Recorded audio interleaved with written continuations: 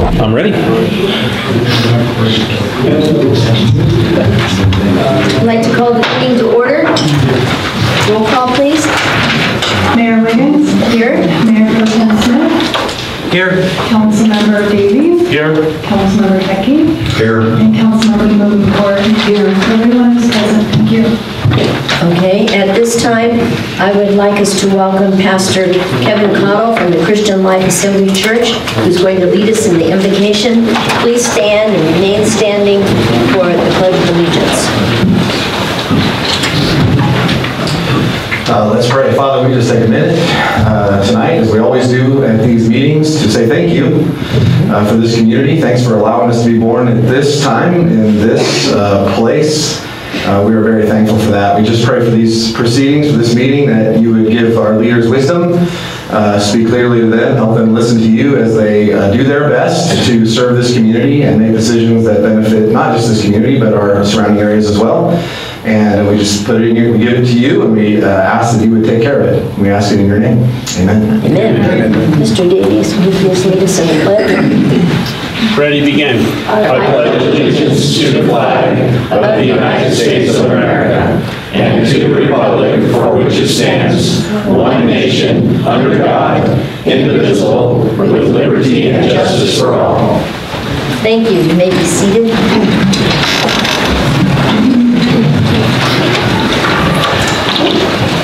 Next, we'll consider the consent agenda. All items listed with an asterisk are considered to be routine and non-controversial by city staff. Consent items will be considered first and may be approved by one motion if no member of the council or audience wishes to comment or ask questions. If a comment or discussion is desired by anyone, the item will be removed from the consent agenda and will be considered in listed sequence with an opportunity for any member of the public to address the city council concerning the items before action is taken. Is there anyone in the audience who wishes to remove anything from the consent agenda? Yes, sir?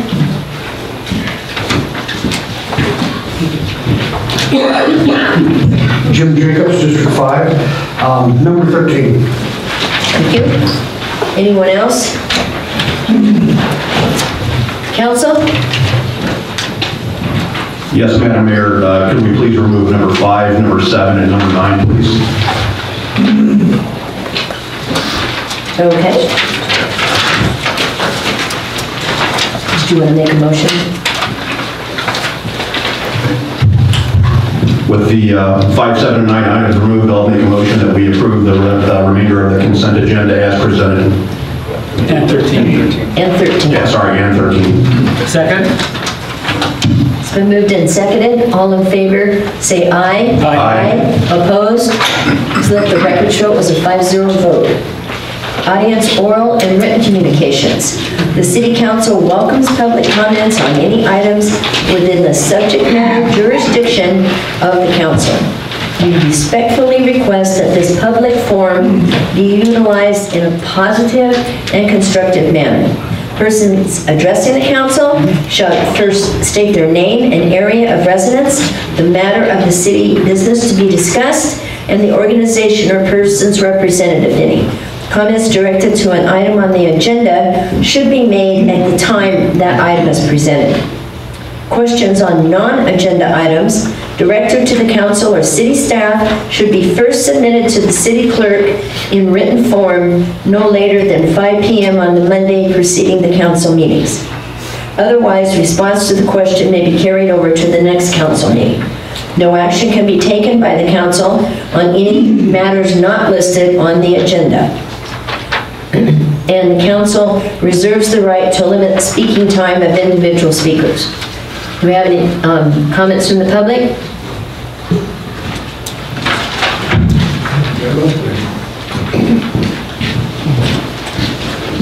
Good Council, Pete Rep City.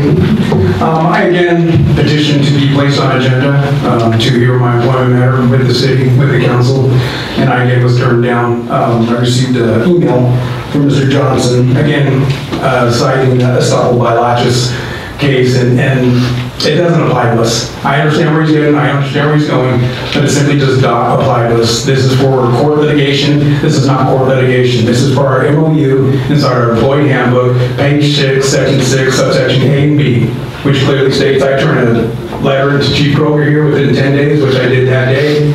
And then after that, you guys make arrangements to hear me. I sent this all to you in email form.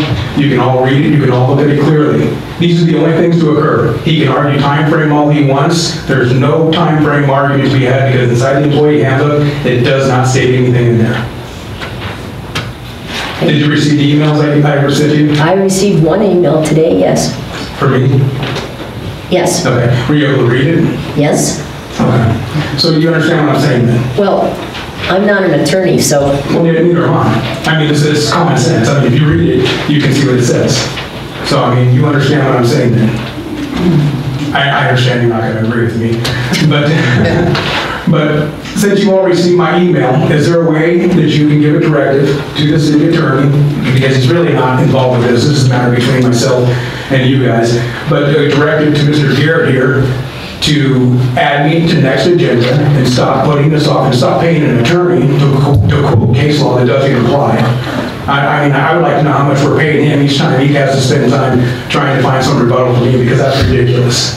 My matter is between you guys and me, plain and simple, and it reads just that. So I'd like you to direct Mr. Garrett to allow me to put on agenda so that we can discuss that employment. Okay. I would like to hear from our attorney, please. Go ahead. Good evening, members of the council. Shay Johnson. Unfortunately, I am an attorney. On behalf of the department and the city manager, I just want to be clear, this is no ill will towards Mr. Graff. No one is denying Mr. Graff any of his rights. The only person who's denied Mr. Graff the ability to have an appeal is Mr. Graff himself. And I think that Mr. Graff and I may disagree on the law. I would recommend that people not get their legal advice by Googling. It's like getting your medical advice from Googling. It can be very bad. But I would recommend that a clear history of the facts be understood. Mr. Graff was afforded more protections than nearly anyone in the private sector.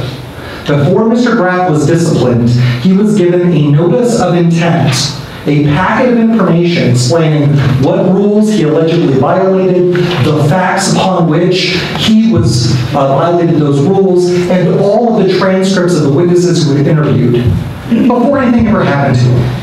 Then after receiving that packet, Mr. Graff was given an administrative hearing called a Skelly hearing in front of the city manager, in which Mr. Graff had the opportunity to present any defenses and any rebuttals he had. Then after that, he was given a final notice. And that final notice was received to him in November of 2016. And here we now are in April 2019, and Mr. Graff is claiming that his rights have been denied. Again, most people in the private sector, most people in the audience, they just get a pink slip. They don't get 2 notices and an opportunity to speak to the city manager before they're terminated. And Mr. Graff claims that he turned in the appropriate paperwork. The city's handbook requires that the employee request an appeal and that he submit an answer. This is important. This is a document which states all the legal basis and the factual basis for Mr. Graff's appeal. I don't have a copy of that document. I've asked Mr. Graff now 3 times for that document. I've never seen it.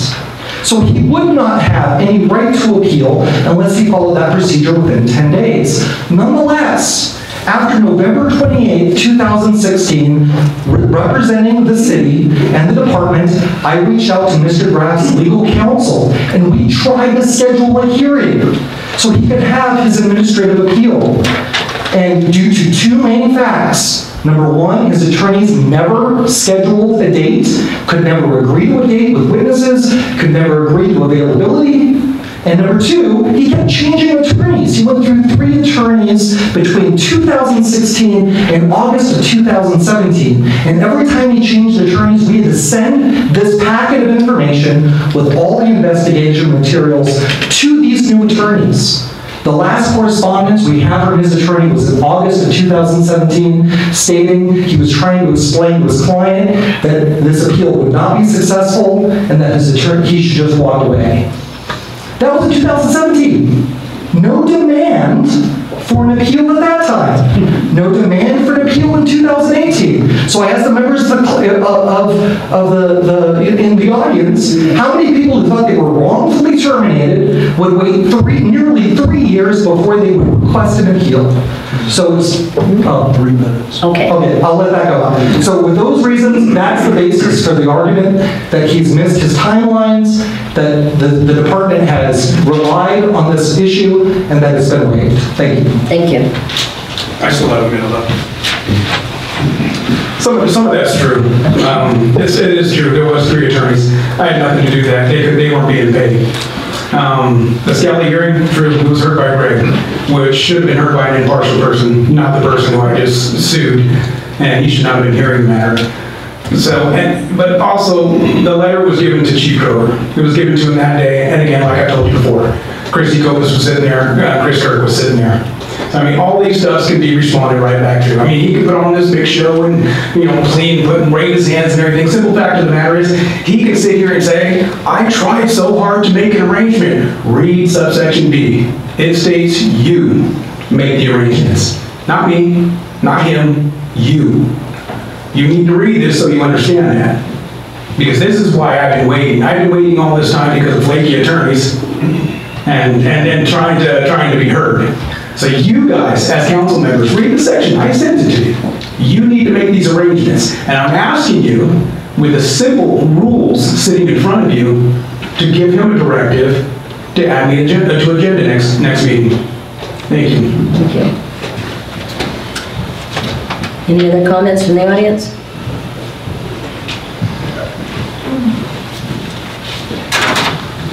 I am not here disrespectfully, okay? As a Vietnam veteran, I gratefully want to thank... I need you to state your name, I'm sorry. Oh, I'm sorry. Is that my minute? No. Jack Dufer. Thank you. As a Vietnam veteran, I gratefully want to thank the city of Tehachapi for recognizing our official Vietnam Veterans Day on March 29th. Why March 29th? Years ago, the last combat troops left South Vietnam, making the end of the nation's longest war. On March 29th, 1973, the last of our troops left Vietnam. On March 29th, 2012, President Obama proclamation proclaimed March 29th as the National Vietnam Veterans Day. He called upon all Americans to observe this day with appropriate programs, ceremonies, and activities to commemorate the 50th anniversary of the war. President Trump officially changed the name of the day, March 29th, as the National Vietnam Veterans War Day. He added war to it. As the National Vietnam Veterans War Day. The very first Vietnam Vets Day was declared by President Nixon in 1974. However, in the week of March 25th this year through the 28th, hardly anyone officially knew of this day in this city of Tehachapi. The VFW, the City Hall, and other city officials did not know of this important day. There was only one restaurant in this beautiful town that recognized this day with 20% off of the veterans' meals. The restaurant on the corner of Tehachapi Boulevard and Curry, the Time Out Sports Grill. On March 30th, 1973, all U.S. troops withdrew from Vietnam. And the owner of this restaurant mentioned that to me, which I didn't even know, especially those Vietnam vets that were wounded. The last physically wounded veteran of that war returned to his home on March 30th. That's why 2 last presidents named it Welcome Home Day for Vietnam veterans. That's why if you walk around, people come up to me and others and say, welcome home. But that's the reason. Therefore, because there were no ticker tape parades honoring those vets, no triumphant marches or speeches as there had been in each past war, the United States Senate resolution designated March 30th as Welcome Home Vietnam's Veterans Day. I would like to thank Ray Haddad for opening up his restaurant and on Saturday, March 30th, to welcome home our own Vietnam veterans, which did show up after numerous Facebook notices that I put out. His open mic patio platform brought performers in like Mary C., a weight control official, and she performed a belly dance for us. Nice garb on her, it was very, very pleasant.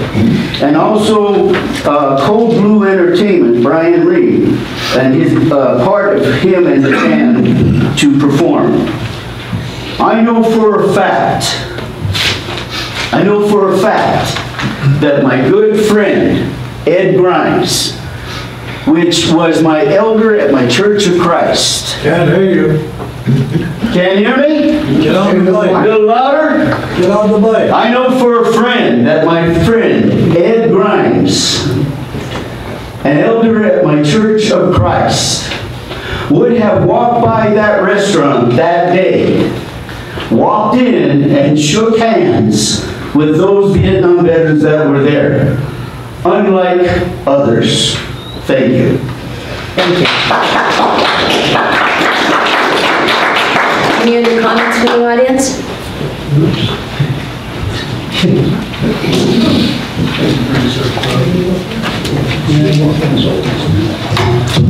Dennis Wallstrom, Black Oak Drive.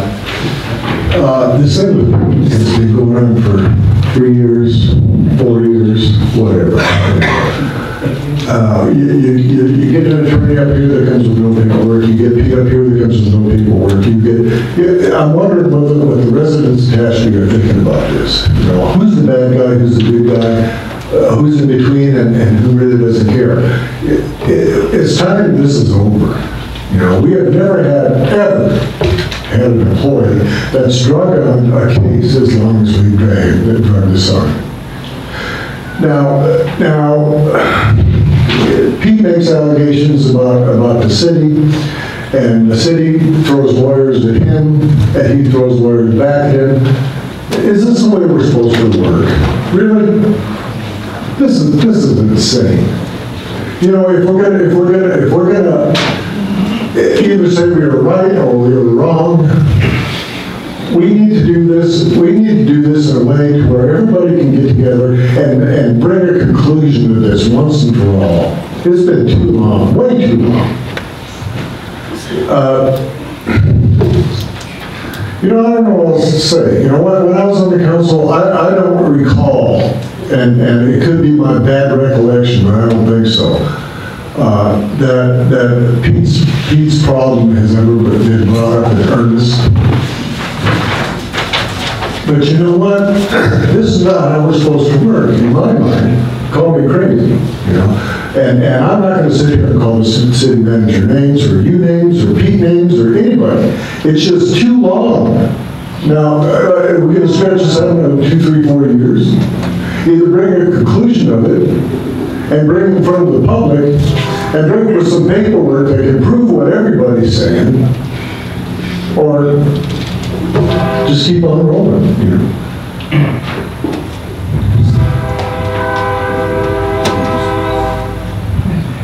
Any questions? No. Madam Mayor, I actually just have one statement. I was sworn in on December the 20th of 2016.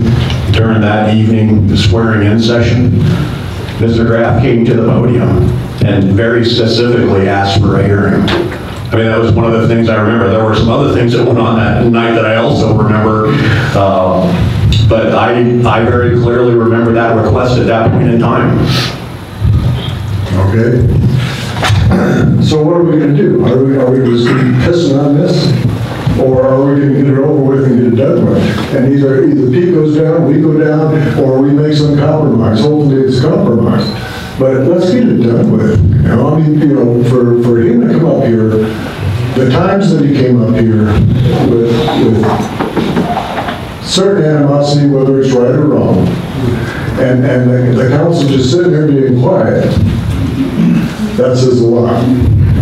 We need to address the problem and get the problem over with. There's 5 of you guys. You got 5 minds here that can fix this problem. Don't let it keep going on. Thank you. Thank you. Any other comments?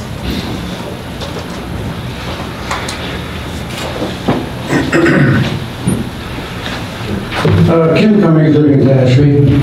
My subject tonight is this witch hunt that you people presented a minute or two ago.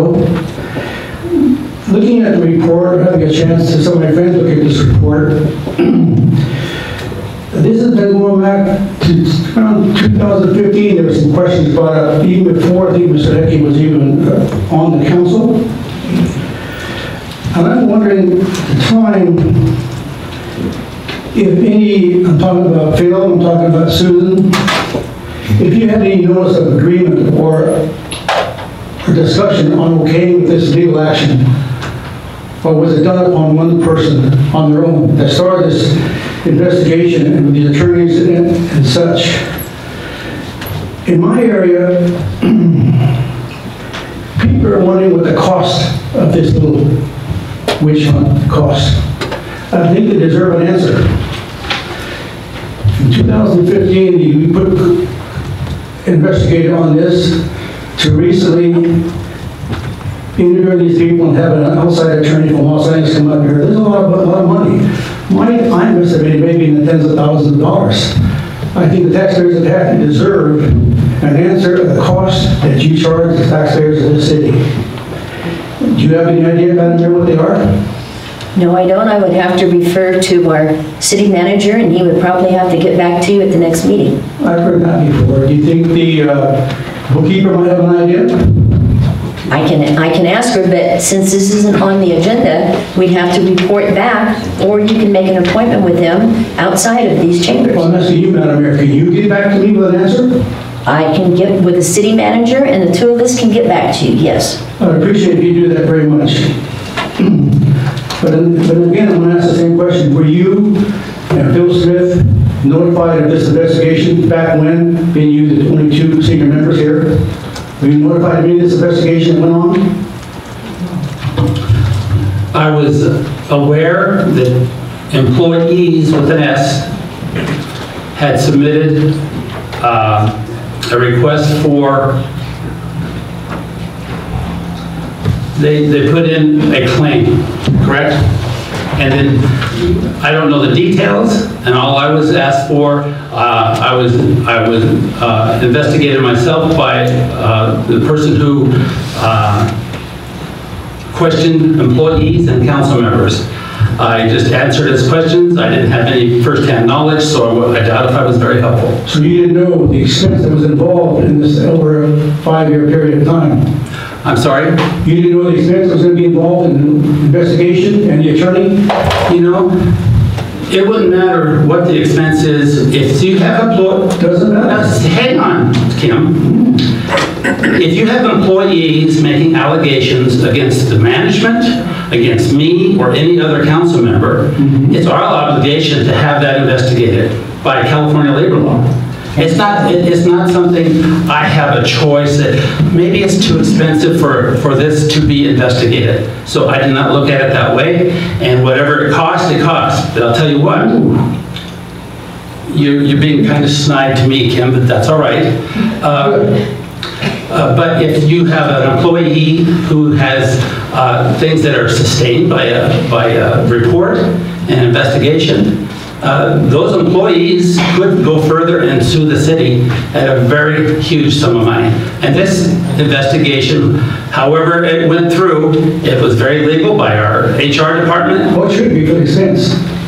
Yes, it is. And that's for the defense of... My 3 minutes, you stop, okay? But I noticed reading this report, look at you, all the people that were investigated all had complaints. How come they're all worried about their jobs? I didn't know a council member could fire anybody. Is that right? Can they fire anybody? We were not involved in it. Oh, but the report says all the people that were questioned or on the report were worried about their job. I'm going to defer to our council. It's good for the council, it's in the report. And you, I'm sorry, but you used your 3 minutes also, but let, Actually, about 5, but that's, you know. But still, I'll have an answer for you. I will contact you, yes.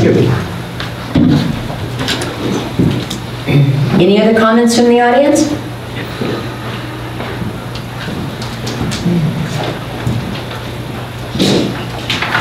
Jim Jacobs, District 5, Madam Mayor, Council. Last meeting, I was concerned about council members' responsibilities to their district.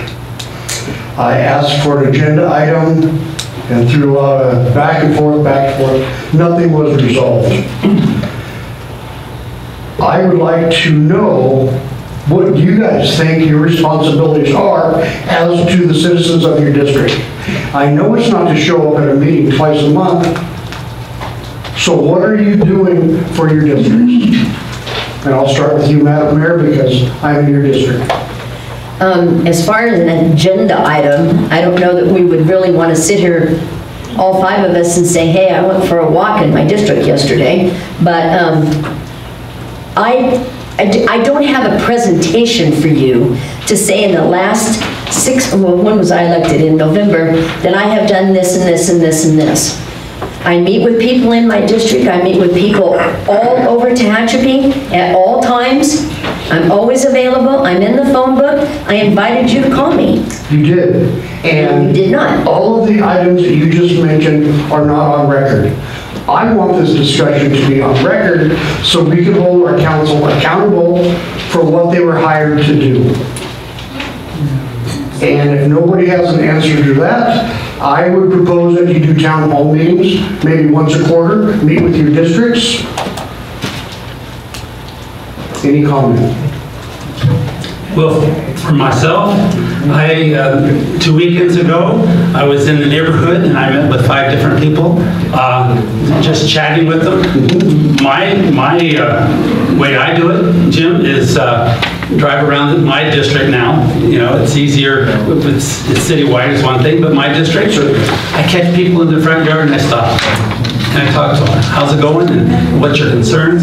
So to say that I have a particular plan, that's in public session whenever we have things brought to us. But as far as representing and having town hall meetings, that's what this forum is for. But this is a town hall meeting. Excuse me. This is a town hall meeting. This is. Oh, really? Jim? Okay. This is a meeting in public. So that if I have something that should be shared with everybody, I think they should come here and hear it, or they can view it on the live feed.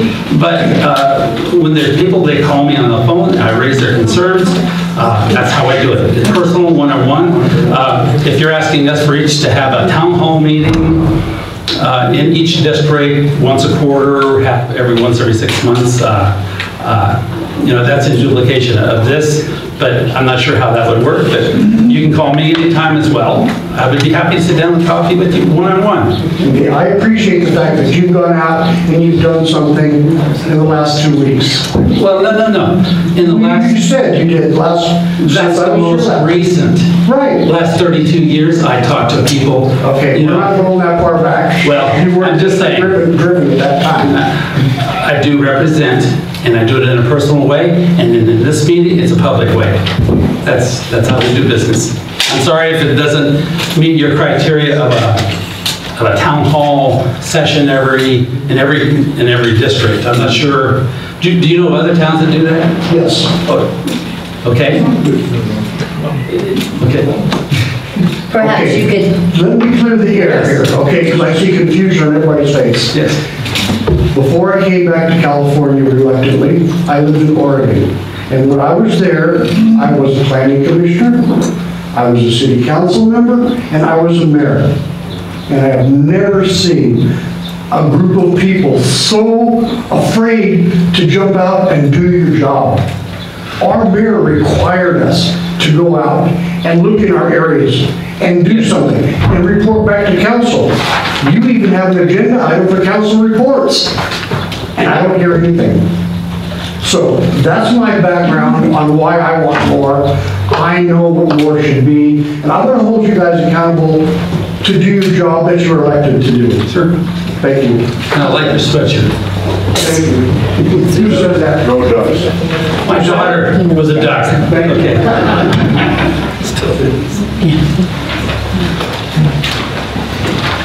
Susan Forrester, resident of the city of Tehachapi. Since the witch hunt was brought up, I'm sorry, what? since the witch hunt has been brought up, since 2016, I can't imagine why you guys went back 2 years in regards to that specific investigation. But you did. Y'all won the election last November. Awesome. The people that got the votes won, and no doubt, no problem. Okay? Why? My question is why do you continue with the witch hunt in harassing one single council member? Is this the case of a city employee that is afraid of losing her job by a city councilman harassing her and bullying her? Being interviewed by the news. Statement done. Why do you continue the harassment? What are you hiding? What are you afraid of? One councilman. You guys have the vote. You have an attorney. You have a police chief. You have a city manager. And yet you continue on harassing one single councilman and his wife and his business. I hope you all go to bed with clear consciences tonight, because I don't think you can. And if you do, that's not a very good thing.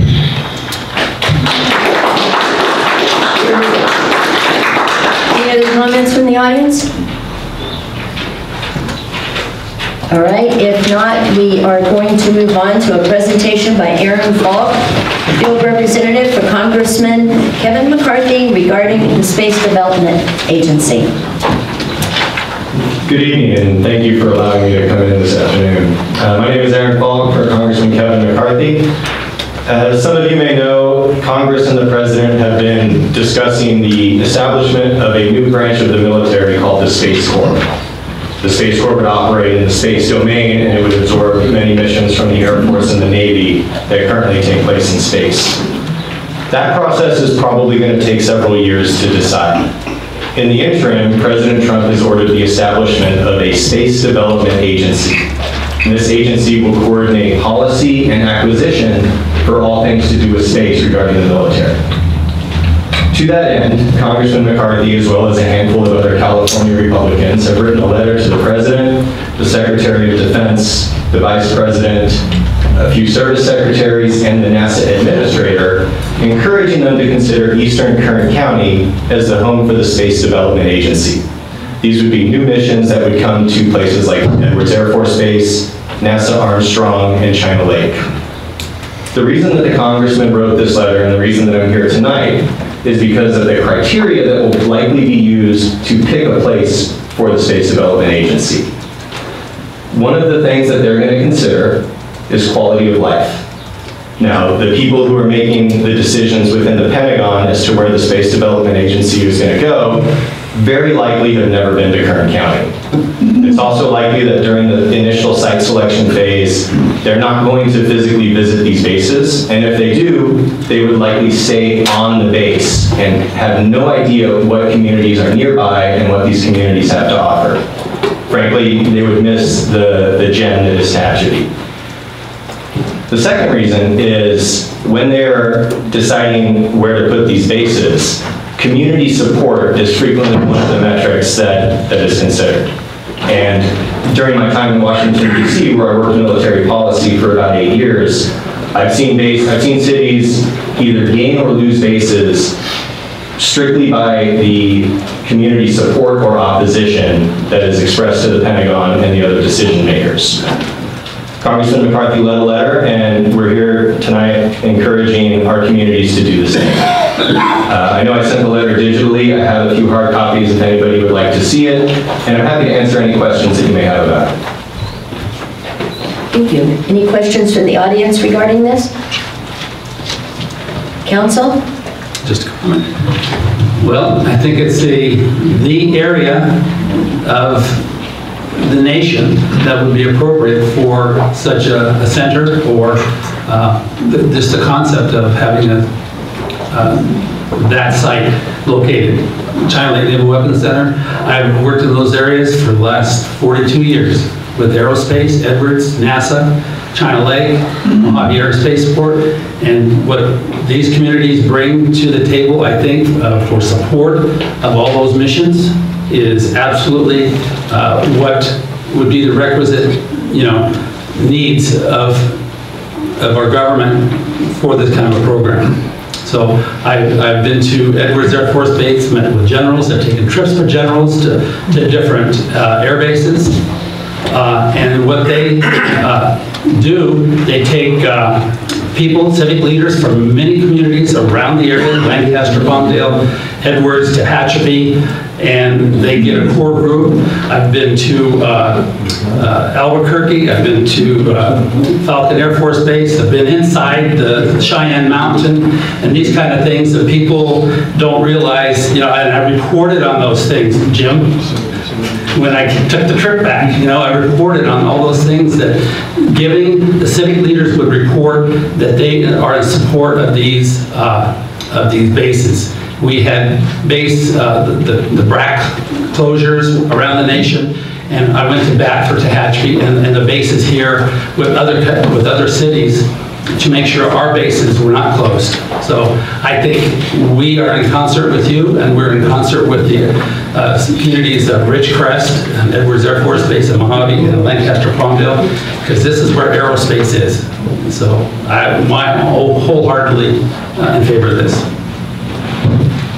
Thank you, Madam Mayor. Aaron, thank you for coming tonight. We really appreciate the information on this. I think the big takeaway message that you have provided us tonight, along with a great supporter of Tehachapi and Kern County in California, Kevin McCarthy, is that with something like this happening and being based here in Kern County, eastern Kern County, it brings jobs. Jobs are critical. We've seen a downturn in the oil business. We've seen things happen in agriculture in Kern County because of water restrictions. We've seen a lot of things happen, and it is fantastic to hear that we have a supporter in Washington, D.C. That understands what we could offer as not only a community but a region for moving our country and its defense to the next level. That is critical. And I remember when President Trump actually made that announcement, there was a lot of snickering going on. The Indian government, and I'm sure you're aware of this, a lot of people are that follow the news, the Indian government just shot down a satellite.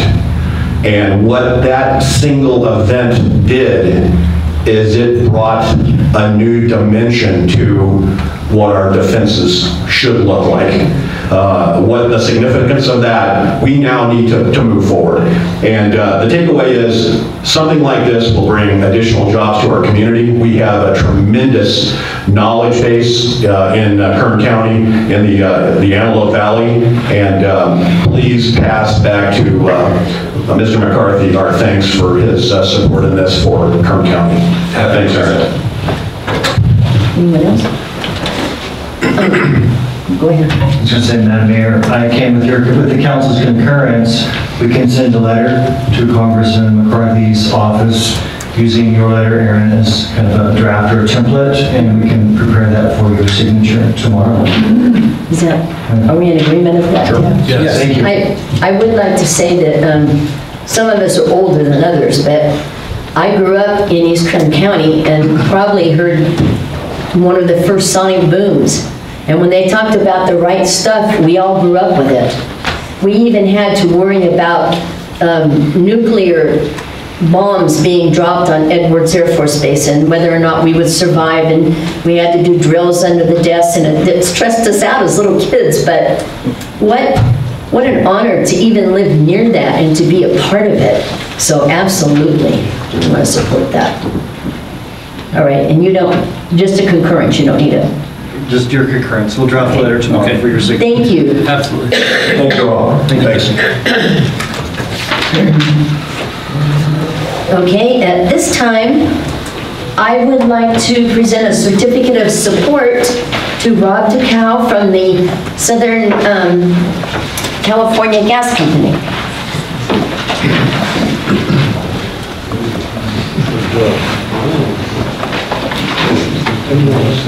I'm not going to read this whole thing. This is saying that the city of Tehachapi supports balanced energy solutions and maintaining local control of energy solutions. Would you like to say anything? Well, I turn on the mic. Yeah.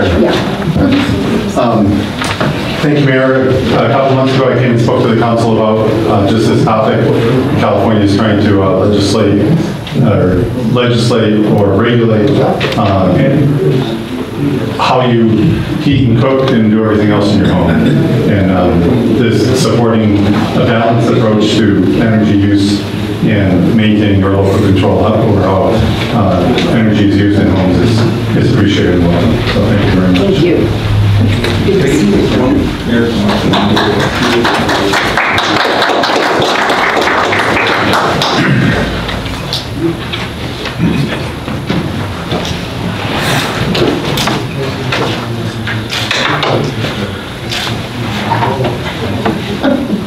Sorry about that.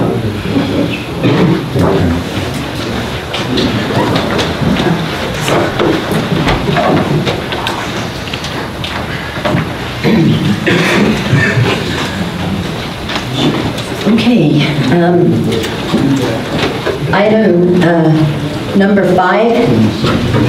You had a question about that? Yeah, thank you, Madam Mayor. This is on page 4 of the check register for Van Lant, Frankenhamel, which are our auditors. And I just have a question for Mr. Garrett. Do we receive from our auditor a management recommendation letter after each of our audits are completed? And if we do, is that available as part of the audit package that we receive? We do, and yes it is, and it was in the audit that was presented to the council a couple months ago. So it's a public letter. There were no findings this year, meaning there were no recommendations. Everything they looked at, everything they found, but the letter is with the audit every year. Okay, super, thank you. And Madam Mayor, I have no other questions on item 5. So, want to take yeah, we'll just go ahead and make a motion. Yeah, we'll make a motion to go ahead and proceed with approving agenda item number 5 after discussion as recommended by staff. 4. Second. I think that's 4. That was 5 is RSI. No. 6 is RSI. Just improvements. 6 is ours. I'll second that. I'm sorry. It's okay. Okay. All right, my bad. Sorry, Ken. No worries. No worries. It's been moved and seconded as per recommendation by staff. All in favor say aye. Aye. Opposed? Let the record show it was a 5-0 vote. Now, RSI. Madam Mayor, I need to recuse myself because I'm an employee of RSI Petroleum. Thank you.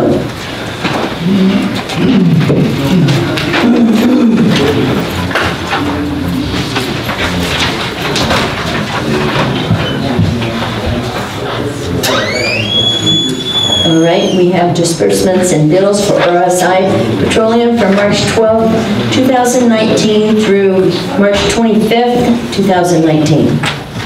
Is there any discussion? Madam Mayor, I have a question and would like to ask Mr. Schroeder if he will go into the FPPC response that we got regarding RSI. Is that going to be done in conjunction with this issue, item number 6, or will you do that at a later point? I don't intend to do it.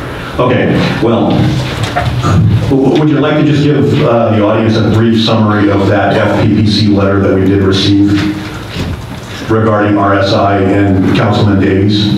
Because I think it's significant. You know, Mike leaves the room every time that we go through the process, and you did request a formal advice letter from from the FPPC, and you did get that response back. So I think it's a better understanding for the audience, for the members of our community to understand what that actually means now that we've gotten that.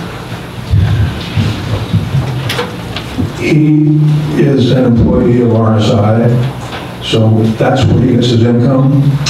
That gives him a financial interest in every bill that we present to the city council for approval, because we buy all of our fuel from them. The FPPC rightly determined that he had a conflict of interest. The main issue became whether or not we could continue buying fuel from RSI because of that conflict of interest. And the FPPC decided that we could, under the rule of necessity, that was something we needed. We had no other vendor for that within a reasonable length, distance, and so we can continue purchasing the fuel.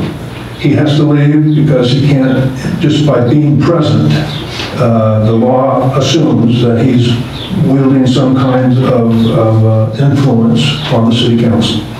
So that's not our rule, that's the state rule. Okay, thank you, Mr. Schroeder. I actually read through that entire document, and one of the things that jumped out at me was on page 2. I don't know if we've got that in the packet that we can pull up. Excuse me. But it says that the city has been purchasing fuel from RSI Petroleum since 1990. On average, RSI Petroleum delivers fuel to the city twice per week. The city has no written agreement with RSI Petroleum. However, city staff orders its fuel from them, and the city council approved payment through its monthly check runs.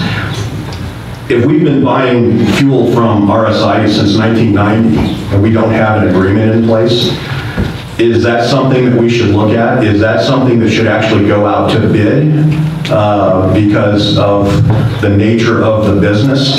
I know of several other petroleum companies that basically do the same type of service. They're in Bakersfield and they're in Lancaster. When I saw that we don't have a written agreement in place, it just begged for a question. Well, that's very common. You use purchase orders. You buy your everyday stuff. You don't have, other than a purchase order, you don't have an agreement with a number of your vendors. So it didn't surprise me at all. I wasn't aware of it either until I got into this and we started looking into the conflict. But it's not a legal problem. Well, I appreciate what you said, and I don't disagree with that. But because of the amount of fuel we buy, I mean, we go through a lot of gas and a lot of diesel. Would it benefit the city to establish a contract with RSI, or for that matter, anybody else, and proceed with something that would, because of the significance of the amounts that we buy, we could have a benefit of quantity? I think we should maybe entertain that. And again, this is a surprise. I was just reading the FPPC report and it jumped out at me as being something that we should discuss. So we put the letter in your packet for transparency, obviously, and we could certainly look at that. There are, Mr. Schroeder had mentioned, lots of vendors that we use through purchase orders. RSI is one of them. The fuel market is a spot market. The price changes daily, maybe hourly in some cases. How much do you want to buy? When do you need it delivered? We have a small tank. I think it's just a couple 100 gallons. That's why they come twice a week, which is very convenient for us. Aviation fuel, we don't have a contract. We purchase fuel from the companies that are reliable, because we cannot run out, and the companies that give us good pricing. RSI is a great company. We have, as noted here, we've been doing business with them for years and years. We have checked around, and we've found consistently that they're right there. They're not higher or lower. They're right where they should be. Then I think that would be actually one of the reasons that we would like to establish a longer-term commitment between the city of Tehachapi and RSI going forward. Because if we, I mean, I went back and looked at our check register. I went back as far as I had time for. We spend a lot of money with RSI. We do. And there's a huge convenience of being able to pick up the phone and, 3 or 4 hours later, the truck's there and, everybody's happy and they're down the road. But at the same time, I think it would benefit us and it would benefit RSI if there was an agreement in place that established something. And I think... we can certainly look at that. RSI, or I don't think any fuel company is going to give us a price for fuel next week, next month. It's, it's the price of a barrel of oil, it's the refinery. No, I understand the variability of we can certainly put some parameters, look at that. Yeah. Madam Mayor, I think we should do that. We'll look into it. Pleasure of the council, yeah. I don't have a problem with that. Yeah, and I think it would benefit all parties. If it's some dual... There's a huge convenience of being able to pick the phone up and call on somebody local and have a service provider. They're a big company. I know, right, as the storm is looming in the Pacific, they'll pick up the phone and call Dawn and say, hey, we want to bring you fuel. We want to make certain that your small tank is capped off, right? Because we're going to have snow plowing overnight, things like that. Right? Yeah. We receive it much cheaper through RSI because we don't pay taxes, right? We don't pay the gas tax at the pump. Right? So there are lots of benefits buying it wholesale from the company like RSI. Yeah. On that, I will go ahead and make a motion that we proceed with approving the RSI payment. Second. It's been moved and seconded to approve the disbursements and bills for RSI Petroleum. All in favor say aye. Aye. Aye. Opposed? Let the record show it was 4-0 with one abstention, well, one absence.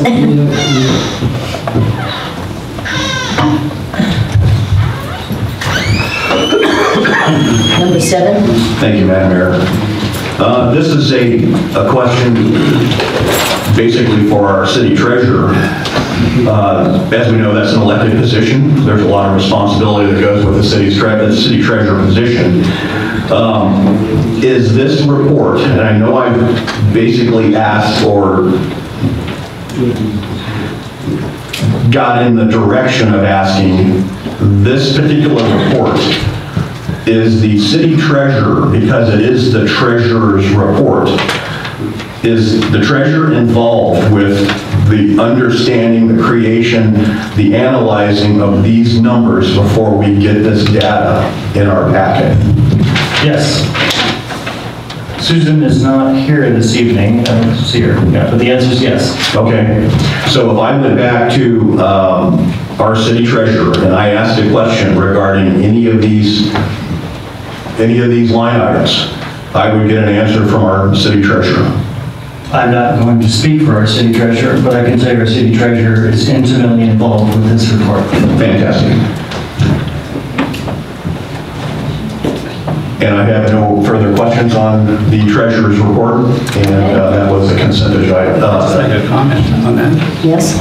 Yeah. Just commenting on our city treasurer. She's probably one of the first ones who's been in the business of finance from where she came from before, where she lived before.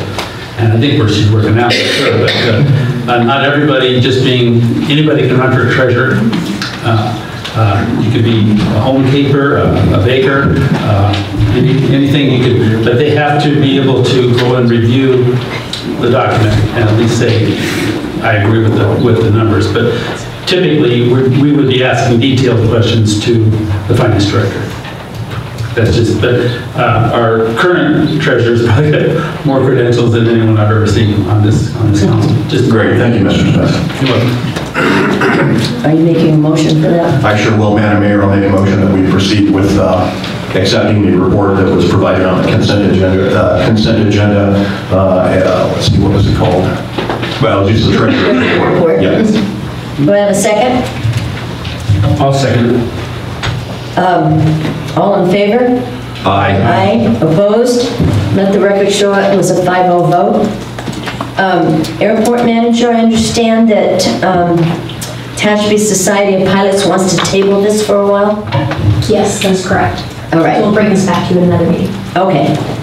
So there'll be no action on that.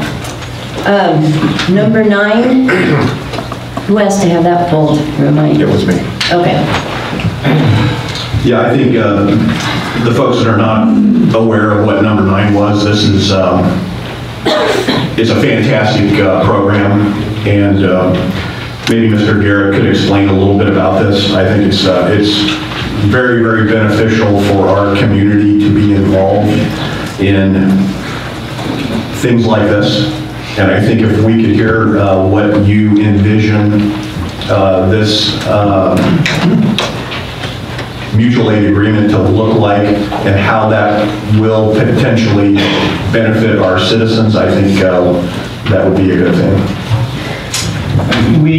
This is a mutual aid agreement between the County of Kern and the 11 cities in the County of Kern. We already enjoy mutual aid. So whenever there's an act of God, fire, earthquake, flood, whatever it happens to be, somebody needs help, a neighbor needs help, we need help. The county will assist, cities assist each other, so on and so forth. So we already enjoy a very good relationship with all the cities in the county.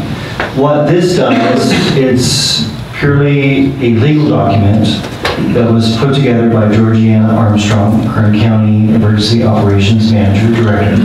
Through her leadership, she determined that it would be best if we had a mutual aid agreement in place, a document, so that if we ever do help our neighbors, and we will, and they'll help us, then we have a piece of paper, a document for the file. Because if the president declares a disaster, FEMA is involved, and you're looking to get reimbursed for federal funds, then you really need this agreement in place. So this will allow money to flow from the federal government down to the county and into the cities. God forbid there's a need. And there will be someday. So this is, as we mature and as we grow, this is a document that we're putting in place. This is bureaucracy, if you will. We already enjoy mutual aid. This is just a simple document that will allow us to, again, be paid for any services that we might provide to others or they might provide to us. Great, thank you, Mr. Garrett. In reading the agenda item, I did notice that in the 3rd paragraph, it says, in working with Kern County Emergency Management, Kern County Fire Department, as well as various other entities of the city, blah, blah, blah, blah, blah. I did not see any reference to the Sheriff's Department. Is that just basically umbrellaed in under the county's jurisdiction? I think, is the answer yes, Corey? Yeah, the answer is, sorry. It's under emergency management, since it's all with the county. And there is actually, along with the cities and the other entities, they have reached out to certain community service districts in our area and other areas as well. But yeah, the Sheriff's Department falls, and the Fire Department is mentioned here specifically because Georgiana Armstrong works technically for the Kern County Fire Department. So yeah, they are part of the emergency management team system, if you will. Great, thank you very much. And on that note, Madam Mayor, I'll go ahead and make a motion that we approve item number 9 as presented on the consent agenda for the approval of the Operation Area Disaster Response Mutual Aid Agreement. Thank you. Do I have a second? I second. It's been moved and seconded to approve the Area Disaster Response Mutual Aid Agreement. All in favor say aye. Aye. Opposed? Let the record show that that was a 5-0 vote. And I wanted to note also that the under the SIMS and the NIMS national requirements for emergencies, that the sheriff is the guy. The chief. The sheriff of a county always is at the top of the pyramid and calls the emergency and does whatever else has to happen. So anyways. All right, Development Services Director report. Honorable Mayor Wiggins and council members, the item I have before you tonight is an engineering agreement for the East Tehachapi Traffic Operational Improvement Study. So in the way of background, as the engineering department does on a regular basis is we're always trying to pay attention to traffic operations within the city, and particularly with an eye towards long-term needs for the city, places where we begin to see traffic getting impacted and where we might see safety-related issues. And we're always trying to keep an eye out for how we think they're going to grow and change as the years go on. So for several years now, I've been talking with Caltrans District 9 about the interchange with Tehachapi Boulevard and Highway 58 out by the Love's Travel Center. Shortly after the construction of Love's, I think it was pretty apparent to everyone that traffic increased dramatically. We studied it extensively with the Flying J project and expected and received the increase in traffic that we expected. But part of that, prior even to the Flying J project, I started having a conversation with Caltrans about should we be studying this interchange for long-term modifications that might make sense. They're odd, the on and off rates out there are awkward from an engine, that's not an technical term, but just are awkward in my opinion. And Caltrans has agreed, and for years we've been talking about the need to do a study. So recently in a meeting with them, we discussed the potential to actually launch effectively a joint study. We're paying for it, but they've agreed to participate in the engineering analysis of it, and to ultimately with the goal being that at the end of the analysis that we would be in agreement with Caltrans District 9 about if, when changes would be necessary, if they're necessary, what the changes would look like, and then how much they're expected to cost, and even potentially consider how we might pay for those. So in that mindset, we do, by the way, collect traffic mitigation funds for new development to help fund improvement projects. The improvements to those on and off ramps are part of that improvement program and part of that fee mitigation list. And so we solicited 3 transportation company consulting firms. The names are listed in the staff report there to provide a scope of work to prepare an operational analysis, one that we thought, and we went back and forth with Caltrans over what needed to be in the scope of review in order for it to be a usable document for planning future changes. We received back 3 very competent and very closely priced bids, all within 10% of each other, and very similar scopes. We met with Caltrans and discussed it and agreed mutually that Stantec was both the least expensive and equally qualified as the other 2 firms to provide the analysis to us. And so from a budget perspective, that analysis we would propose would be drawn from Fund 228, which is the Traffic Mitigation Fee Fund, which is an appropriate expense. Sufficient funds are available for this effort in that budget, and so my recommendation then tonight is that you approve and authorize the mayor to sign the agreement between the City of Tehachapi and Stantec Consulting Services for the East Tehachapi Operational Improvement Study. I'd be happy to answer any questions. Any questions concerning this from the audience? Council? Just for the audience, can you put that, one of the maps up there? Just, they're looking to really reroute a lot of this traffic in a much more efficient way. I don't know if I included, it is. Yeah, they're in the packet. Or if anyone is interested, it's in a packet, it's online. Right there. There it is. Yeah, that's one of them, and then there's another one, I think. But it is very overdue, not necessarily overdue, but very well warranted. And I think the expenditure to, what are we looking, 5 years out though, construction, or after preliminary planning and that, or maybe sooner? Yeah, usually something of this magnitude with Caltrans is kind of a minimum 5 years. You know that from your time on the Coggin. Just for the audience's sake, that's a Sharpie. That is not an engineering drawing. So I just don't want anyway. But this works an idea that, yeah, you can see what's there and what might occur. Those were the initial conversations that I had with Caltrans. Stantec, it looks like they kind of came up with a similar set of concepts for how you might change it, but a lot of those are going to be driven. You got to study how much traffic you have now. You have to do traffic projections to determine, as the areas build out in there, how much additional traffic, what the nature of the traffic is. Right now, the mix of trucks and cars affects how you might lay things out, the signalization lights. It gets pretty complex. And so that was the thought about bringing in a consultant to do that. And then ultimately, too, Caltrans is so bureaucratic.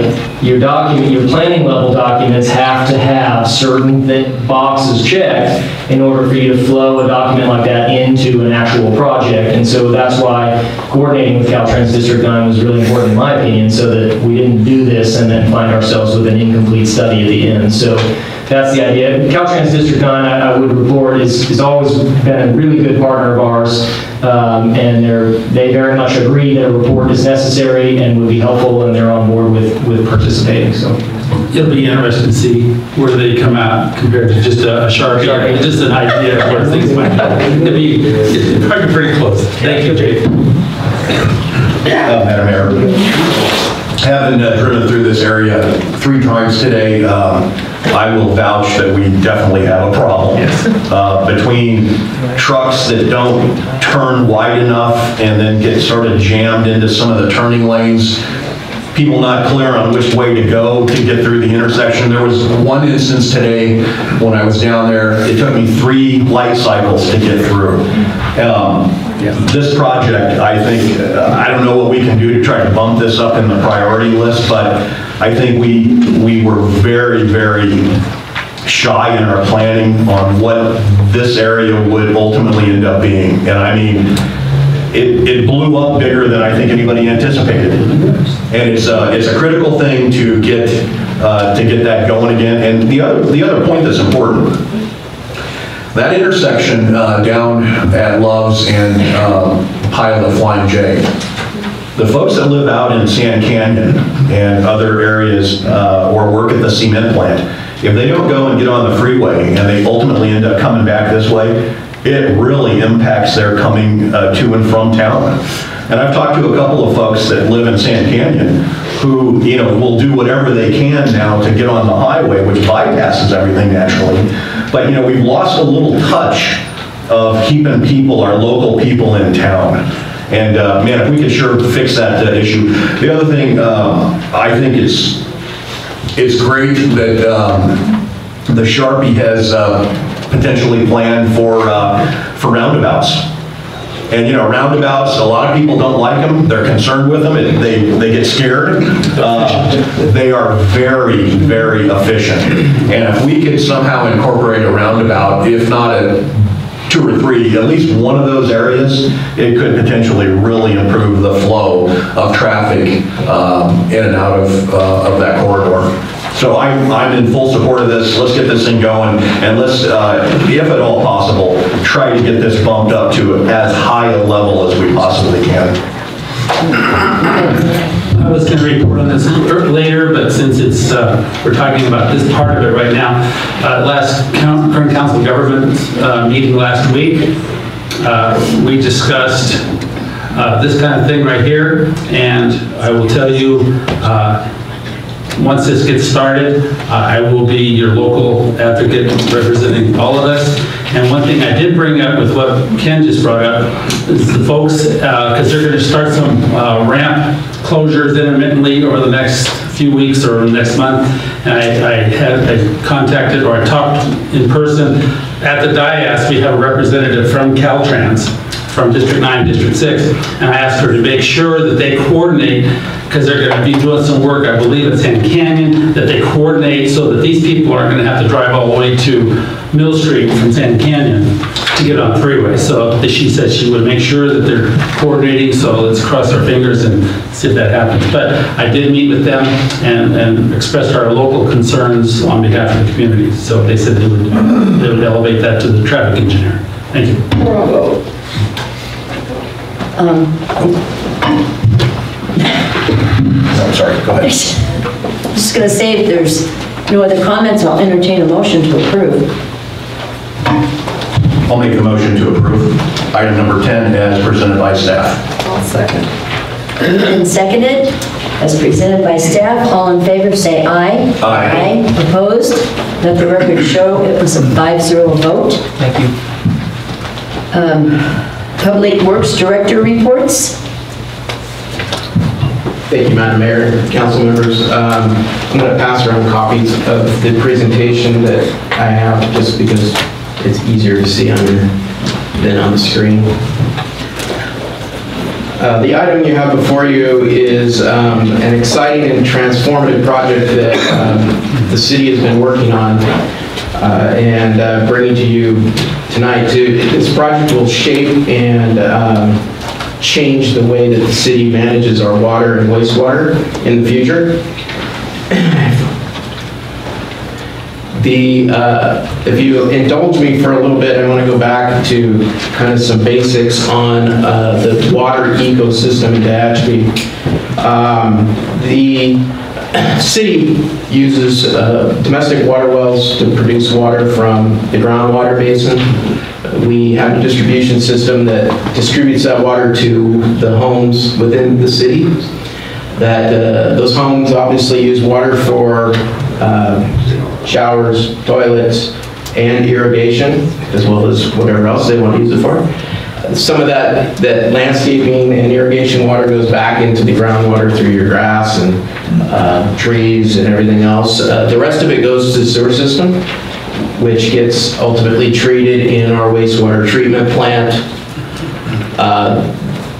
That effluent that comes out of the wastewater treatment plant gets processed or reclaimed at the airport and within the wastewater treatment plant in the form of crops, alfalfa, and then that gets recharged into the groundwater basin. Obviously, the groundwater basin is also recharged through rainwater surface runoff, as well as Tehachapi Cummings Water District has the ability to add water to the basin through the state water project water that they purchase. I show this because not a lot of people really understand or have thought through the entire process before of exactly where our water comes from and where it ultimately ends up. So, a little bit of history on the water basin. The water in Tehachapi has always been a valuable resource. Going back to the 50s and 60s, groundwater levels dropped by over 110 feet. That means that the pumping levels in wells went from X to X minus 110. Basically, the Tehachapi Basin was running out of water. And in 1972, it was basically completely depleted, the groundwater basin. There was a serious, serious problem in Tehachapi with water. So in 1966, the courts stepped in and basically mandated or adjudicated the basin and said that a couple things. One was that Tehachapi Cummings County Water District was established as the water master. They control all the water pumping rights within the Tehachapi water basin. They're like the owners of the water, so to speak. They manage the Tehachapi Basin. They also established that there is a safe, sustainable yield within the basin. Through lots of technical studies, they determined that basically we can pump out 5,500 acre-feet per year of water out of the basin, and that's a safe amount to be pumped out and will naturally be recharged through natural runoff. The adjudication also established that there are pumping rights, that people within the valley already have rights to pump water, and it did limit the amount of water that each of those people were able to pump. And you can see those numbers there. The city of Tehachapi has 1,847 acre-feet of water available for pumping. You can see Golden Hills, and then there's a large number of other users or other pumpers that have actually more than half of the pumping capacity. Some other rules that the adjudication came up with was that the water cannot be pumped outside or sold outside of the Tehachapi water basin. And we can't divert any water to any other places, anything like that. So the question might be, well, what is included in the groundwater basin? The next slide shows an outline of what that area is. Probably more important than or equally as important as what it is what it is not. And it does not include Bear Valley Springs, doesn't include Stallion Springs, not Bright Valley, not Alpine, and not Sand Canyon. So they're completely separate systems, they're separate groundwater basins, and these adjudication rules apply to essentially Tehachapi and Golden Hills, and all the other areas in between and around those areas.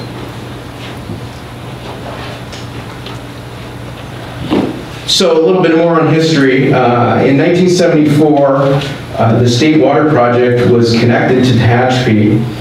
This actually allowed for Tehachapi Cummings County Water District to receive water from the State Water Project, which is California Aqueduct, and pump that water from the San Joaquin Valley up to Tehachapi.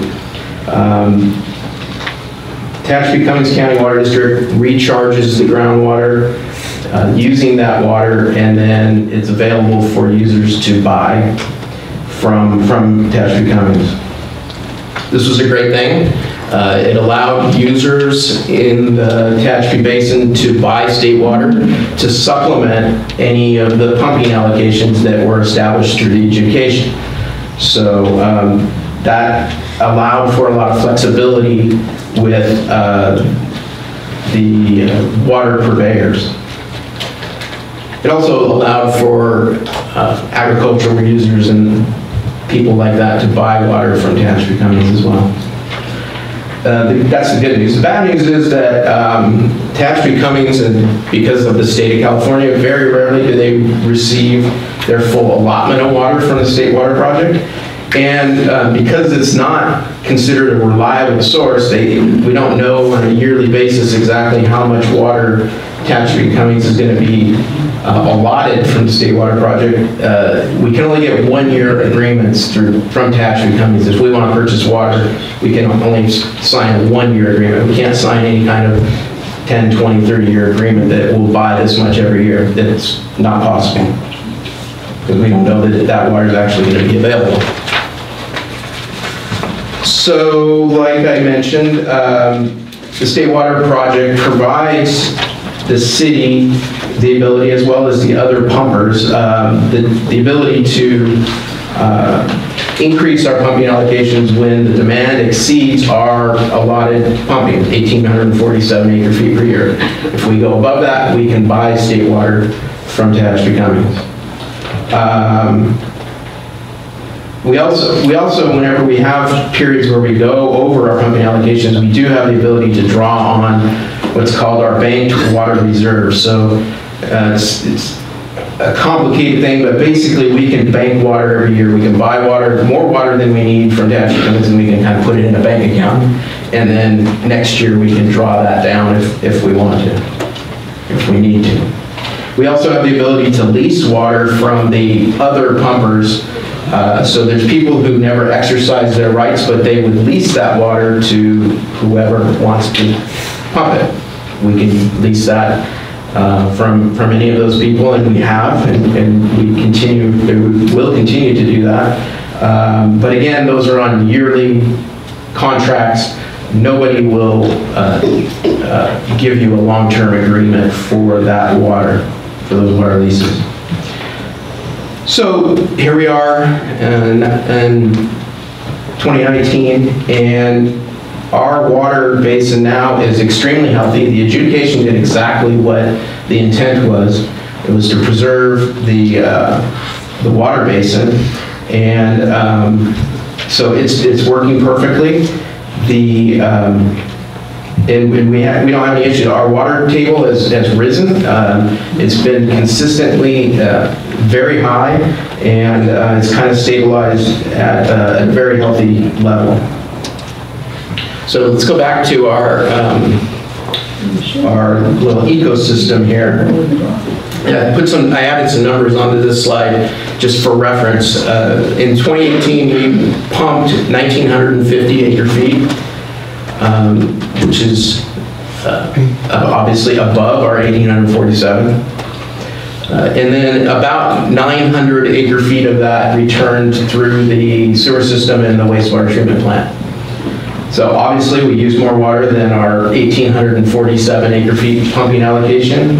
And in that particular instance, in 2018, we actually drew down our bank water reserve for that excess water. All of that is accounted, or all the accounting for that is done by Tehachapi County. I also, just for reference also, because people don't think in terms of acre-feet per year, including myself, 900 acre-feet equates to 750,000 gallons of wastewater a day. So that's coming to the plant today, yesterday, tomorrow, the day after that. So we have to treat that every single day coming through the wastewater treatment plant. So you might ask then, wow, that's a lot of water. That is really actually pretty high quality water when it comes out of the wastewater treatment plant. There surely could be, or should be, a use for that. So we should be asking not only where does our water come from, but where does our wastewater go and how can we use that or get credit for that?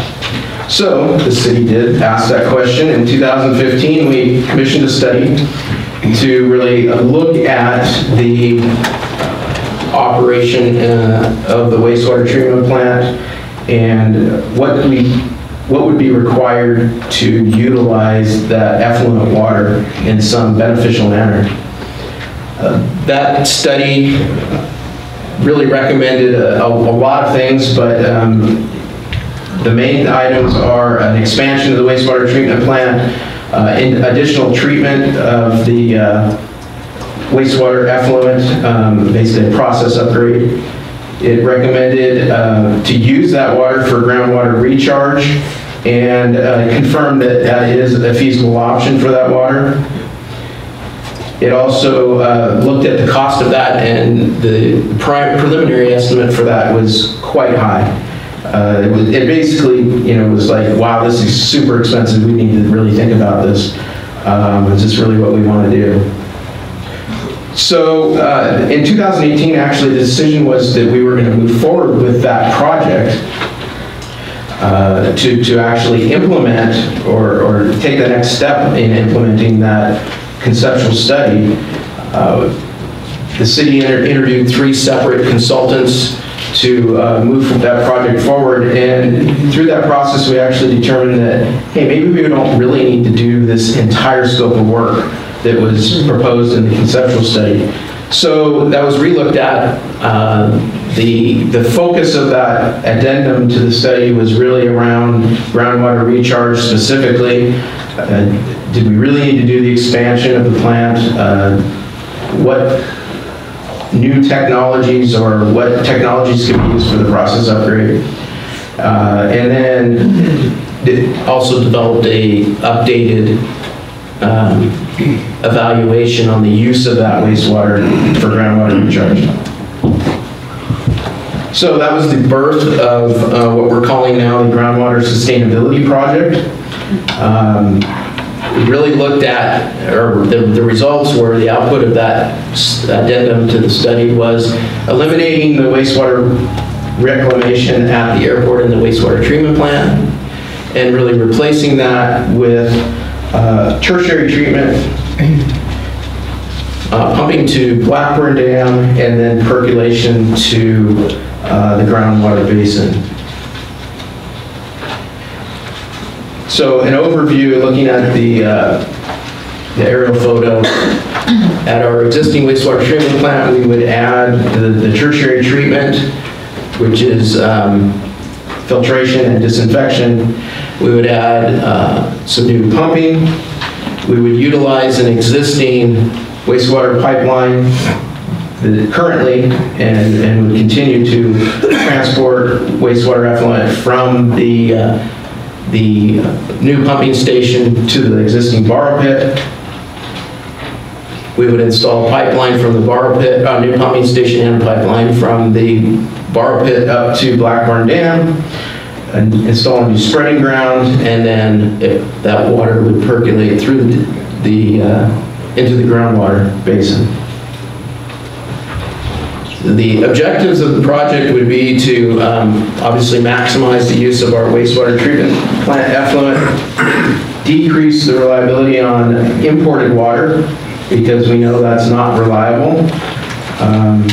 We would eliminate our dependence on leasing water rights, increase groundwater pumping availability, comply with future wastewater treatment discharge regulatory requirements, and improve our groundwater quality.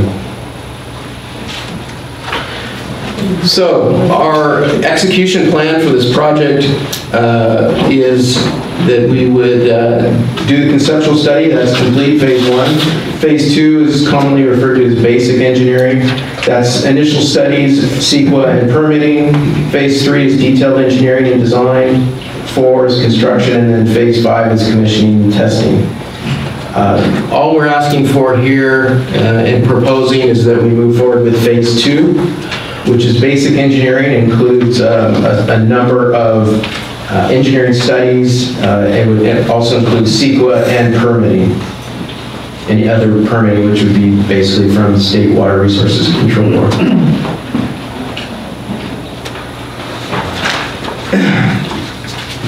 On the next slide, you can see that this is a list of all the tasks that are included as part of the phase 2 work plan.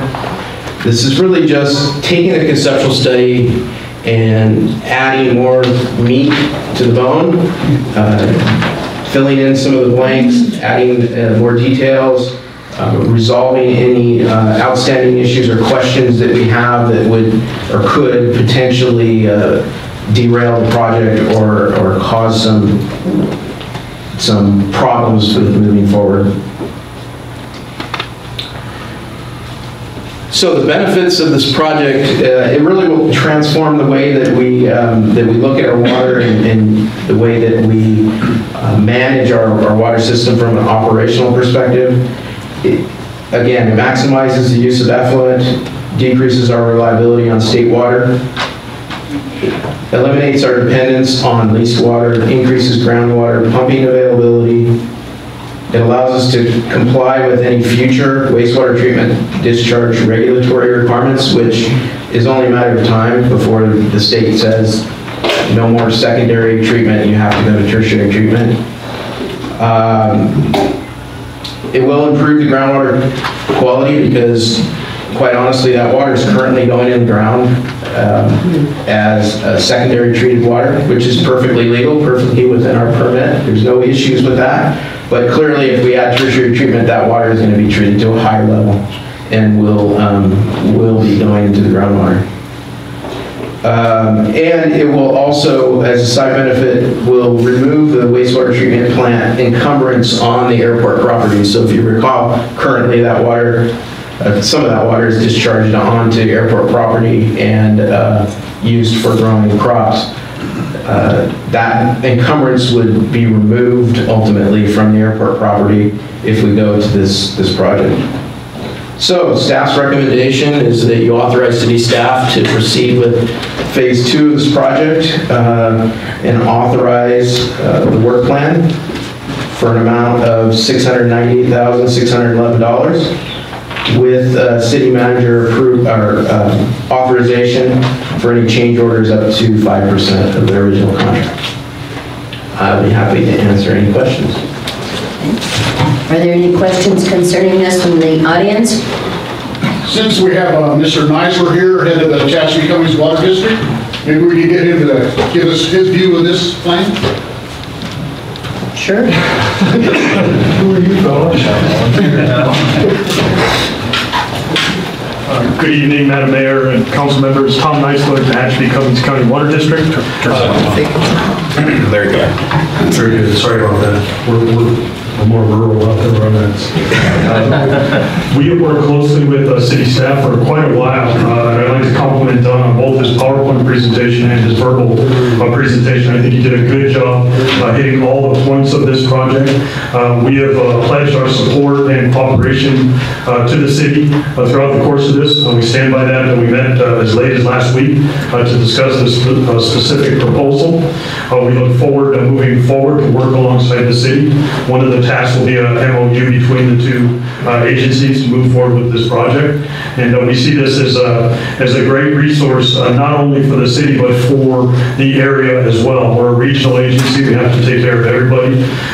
And the city having this additional supply available takes some of the burden off of some of our imported resources. We talk about bringing water from the state water project. That water is pumped from the base of the Grapevine up into Bright Lake. That's a vertical lift of about 3,500 vertical feet. So pumping it from the borrow pit up to Blackburn Dam is quite a bit less extensive, quite a bit less energy consumptive. So these are all positive benefits of the project. Again, we work closely with city staff. I'll be happy to answer any specific questions the board, or excuse me, the council, or for board, the council or the public may have. And we're all in favor of this project. Thank you. Thank you. Just a question. And what was the MOU that we may be entering into with? We own and operate Blackburn Dam. Okay.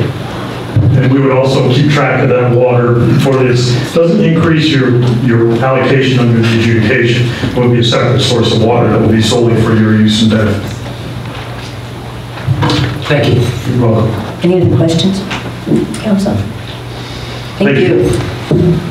Yes, sir?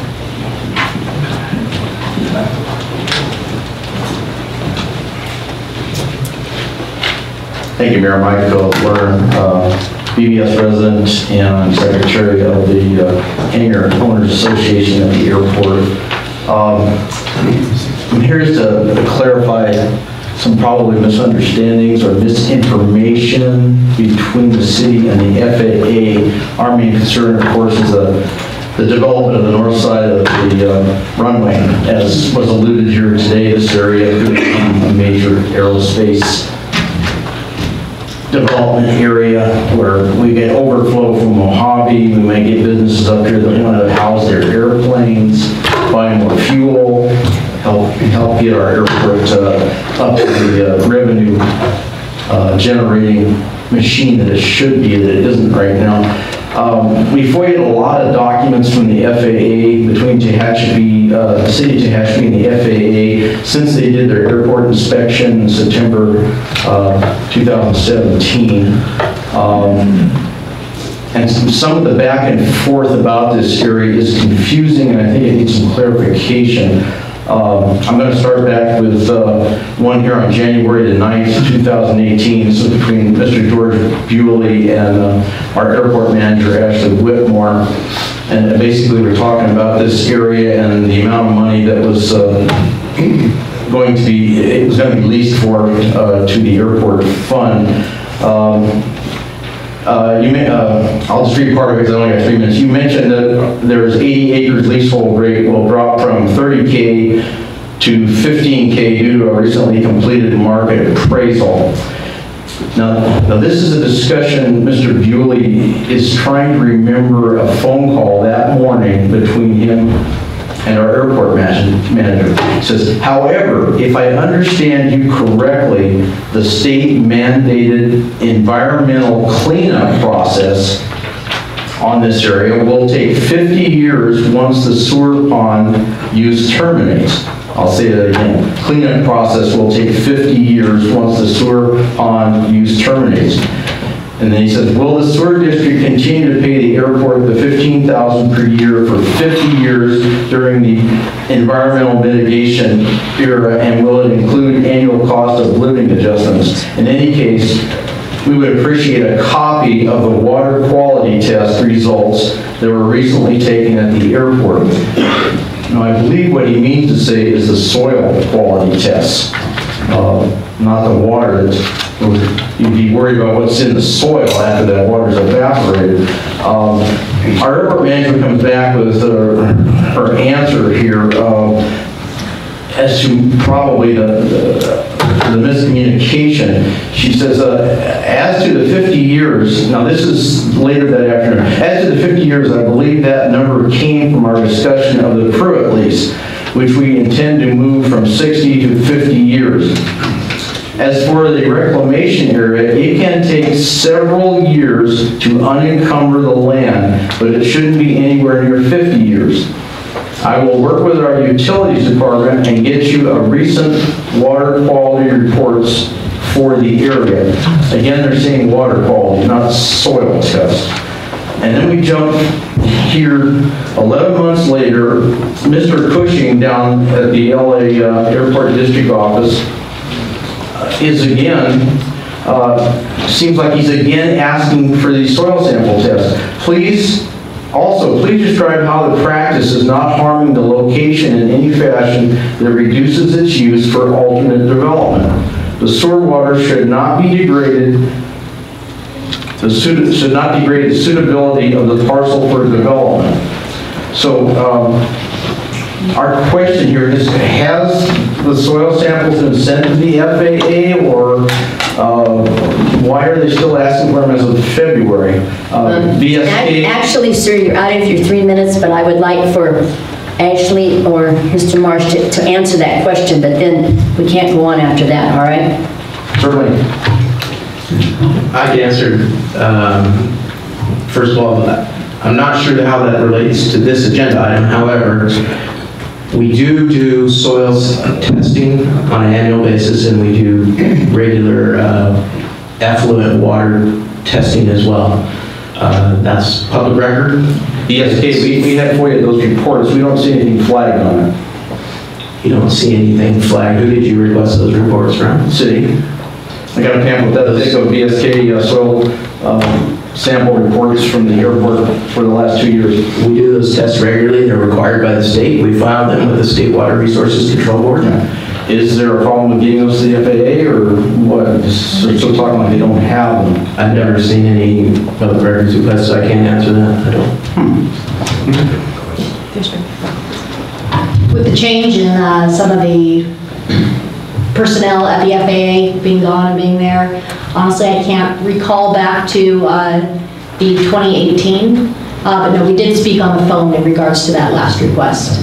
Same two gentlemen, Bewley and Mr. Cushing, been there for a long time. They did, however, have to move the FAA building, and that was quite a move for them. There was a lot of, I think it was 5 or 6 months, where there was stuff still going back and forth between their new architects. Yes. I will also, to unencumber the airport property from the wastewater treatment plant will not be 50 years. That will be determined by the state. However, kind of preliminary estimates are a couple of years, 2 to 3 years. So it's in the same schedule as the program you're showing us then, basically. But that land could be available for development by the time you're finished with the whole project? Probably not the day that the project is finished, because there will be some time after we stop reclaiming there that will be required to unencumber that land, but it shouldn't be long after. I don't know exactly how long.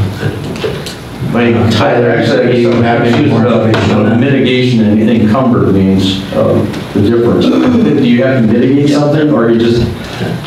No, I think I need to make it unencumbered. That's a permitting process issue with the state resource water quality control. It has nothing to do with the quality of water, that's been used on that property. So this whole kind of insinuation from a couple of emails about contamination out there has no basis in fact. There's no evidence whatsoever that the ground is contaminated out there. We do regular testing. The state sees our regular testing for literally decades now, has never flagged this land as being worthy of any kind of consideration. We're operating within the bounds of the permit we have with the state for control of water quality applied to that soil. The unencumbering process it takes years to change the documentation with the state for how you handle your wastewater, which is highly regulated for very good reasons. So yeah, I think it's important because it kind of feels like you're mixing up a couple of terms here. Unencumbrance is just a permitting operation. There's no mitigation or cleanup effort or anything like that expected or in the offing. In other words, we talked to the state, and like I said, we've seen the reports, we don't see anything flagged, so we just wonder why it's such a long process to decommission the north side of the airport, and then they recommission the pipe running up to the dam. Let me recommend you contact the state, what is it, the RQWC, I can never get the acronym quite right. Region 5 of the water quality. Yeah, yes. Treatment board. And, they have guidance documents on how to change your waste discharge permit. And why don't you take a look at what's involved in that process? That's why we use consultants. It's a multi-year, multi-$100,000 process to update a permit like that. Welcome to California. Welcome to California. Thank you much. Thank you.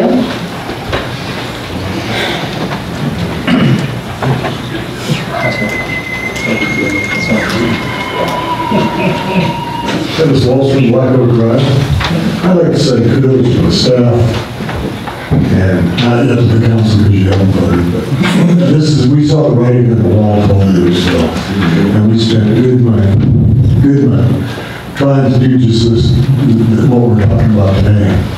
And because of the way the state water quality control board goes, they waffle back and forth, and yeah, you can do it, or if we don't like it, then we're just gonna have to eat it. And, we put $100,000 into it.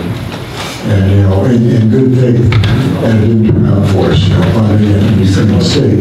But you know what, there was a stigma of toilet to tap. There's no such thing as that, because we've been drinking the same water we've been drinking that's been falling on us for 1 billion years. There's not a drop more water than there was 1 billion years ago. And it goes through 17 feet of earth, and it's purified as long as we don't over-chlorinate and destroy the good bacteria down there. This is what we should be doing. This is a good way for our money to go like and have a little bit of knowledge in it. It's I think if we don't go this way, we're pretty damn done.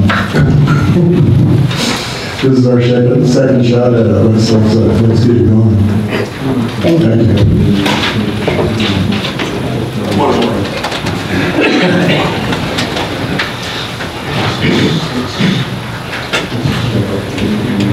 Scott Baker, Bright Valley. I'm also a business owner here in town.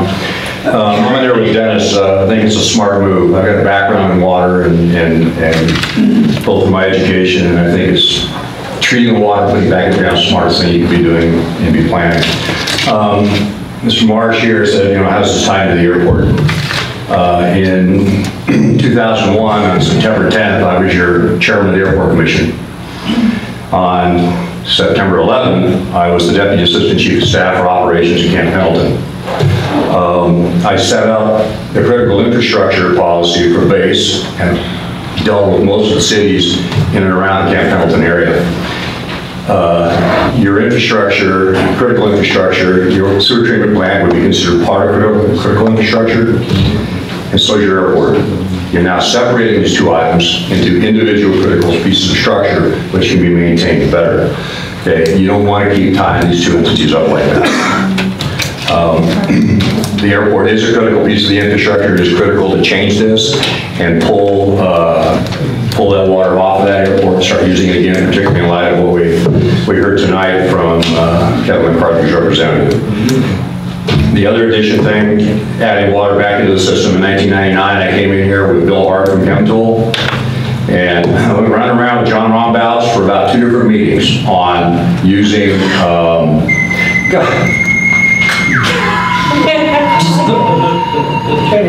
I've thrown it off 15 times.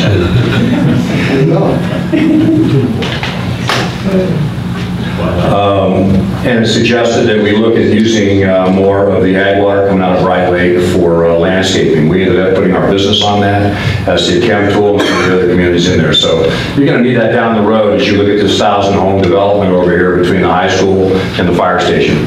That's what we're really talking about tonight, and that's why this water project is important for you to do. And that's why it's important to get this business between the unencumbering of the lands on the airport separated and the treatment plant operating the way it's supposed to be. That's all I have. Thank you. Any other comments from the audience? Council, questions or comments? Sure. Be patient with me. When we had a situation when I first got on the council, 86 and the 90s, we were in a crisis situation with our sewer wastewater treatment plant. We were treating strictly by, I forget what treatment level it was, and then it went to ponds. We had multiple ponds out there, and with the effluent we had, we were gradually losing the ability to contain everything over there. So we went to being able to go with the state and allow additional treatment, and we put in a line to the airport because it was city property, and we were able to put it onto the crops, growing alfalfa, which was a legitimate use of the water, and it kept us from violating a cease and desist order from the state that we shall not allow one drop to go down Tehachapi Creek. So we were in a situation where we needed to do something with the effluent because the ponds were at capacity. So with the idea of putting some water at the airport, and then we put a pipeline to what we call the borrow pit, where the Caltrans, when they put in State Highway 58 in '68, when I graduated from high school, they borrowed dirt from there and made a big hole basically to make the overpasses. So that big pit out there, but you really can't see unless you look over there, you might see some trees and things to the south of the pilot truck stop. Anyway, to make a longer story short, we are at a spot where we don't use the ponds as much as we used to. We have the ability to move water from ponds to the airport, the borrow pit and back, and utilize the water. So at this point, I think it's a great project of where we can get out from under having to use airport property for wastewater reclamation. But there's a long history with the state and having to be able to demonstrate that we no longer need those acres at the airport for that. That takes the time, I believe. You know, showing that we are not in need of that property and be better served using it at the airport where we can make some money somehow. But that's how that came about, that we used that acreage there at the airport for this. So that's my 2 cents. Thanks. Any other questions or comments from the council? Yes, thank you, Madam Mayor. Don, could you explain how close we are with that tertiary water coming out of the plant for being able to pump that right back into our drinking water system? I know it was mentioned, I think Dennis mentioned it, you know, toilet to tap, everybody laughs about that. But there are closed circuit systems that literally get you 1 drop of chlorine away from, you know, going from A to B.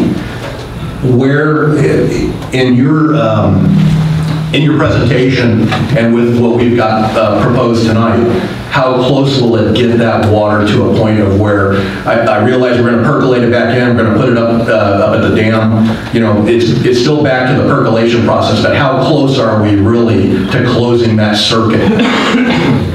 What more would it take if we chose to do that, to close that circuit entirely? And I mean, the answer may be, you know, hundreds of millions of dollars. I just don't know.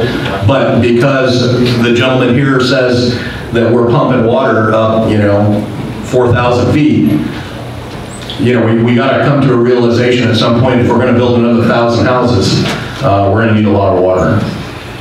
Well, that's the beauty of this project, is it doesn't require that.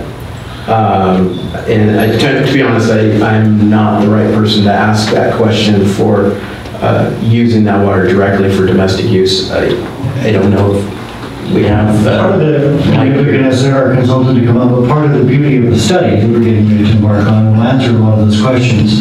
But when we say toilet to tap, that literally is tens of millions of dollars.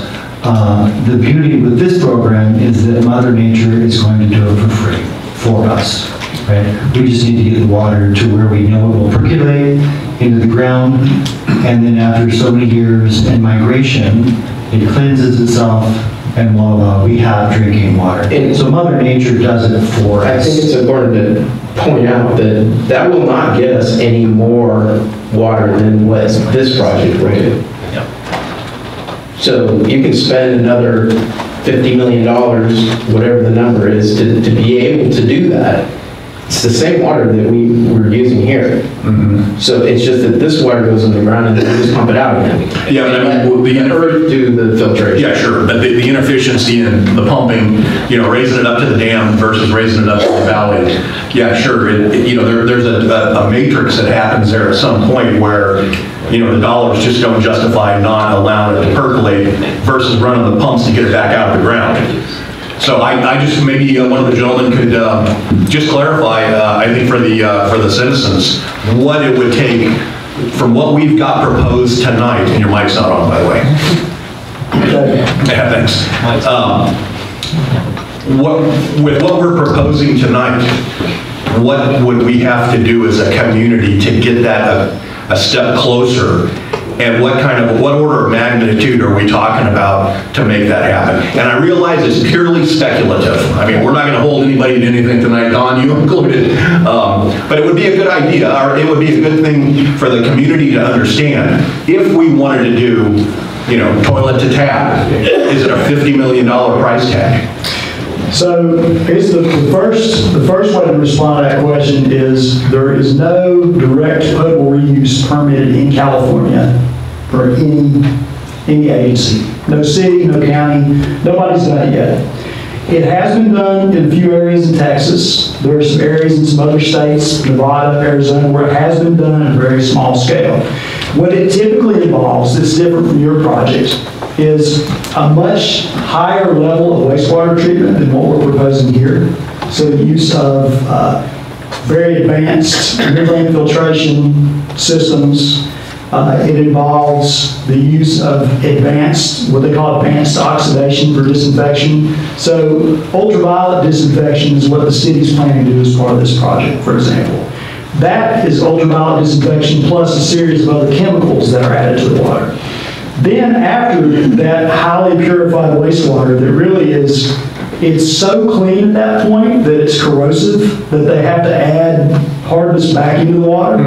So that water has to be, in cases in Texas where this is done, that water is then blended with drinking water, with raw water, to go through another water treatment plant before it then gets delivered to the customers.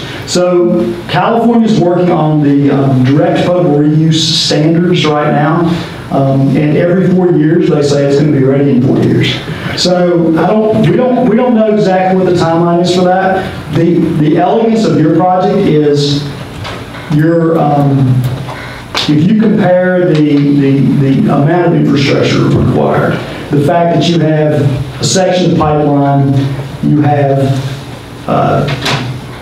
filtration that is a lot less expensive from an O&M perspective and from a capital cost perspective than these membrane filtration systems that we're talking about, and that you have enough blending water to add to that wastewater and a reservoir to manage that without having to build 20 miles of pipeline. As we've discussed, the city is in a unique situation to be able to develop probably one of the more cost-effective indirect potable reuse schemes we've seen, just because you have all the right conditions. So when we talk direct potable reuse, another issue with direct potable reuse is not only are there not quite the regulations and standards, but you can imagine that the monitoring of that is going to be really very challenging, particularly for smaller agencies. And what we've advised clients who might be thinking about this is wait till a bigger agency works through that process. And you can take their guidebook after they've done it for 5 years and then possibly think about it. But it would, I couldn't give you an order of magnitude, but it would involve a whole lot more infrastructure than what you need to do here. Great, thank you. That's a perfect answer. Thank you. And I'm sorry, I have Could you introduce yourself, sir? Oh, very sorry. I'm Mike Nunley with MKN. Okay. And so I would be the project director for this effort, working with the proposed project manager, Josh Ward. And so my background is water reuse and wastewater treatment. Thank you, sir. Great. Yes. One last little point of history. Thanks to our former Congressman Bill Thomas, I was at a ribbon cutting years and years and years ago for Blackburn Dam.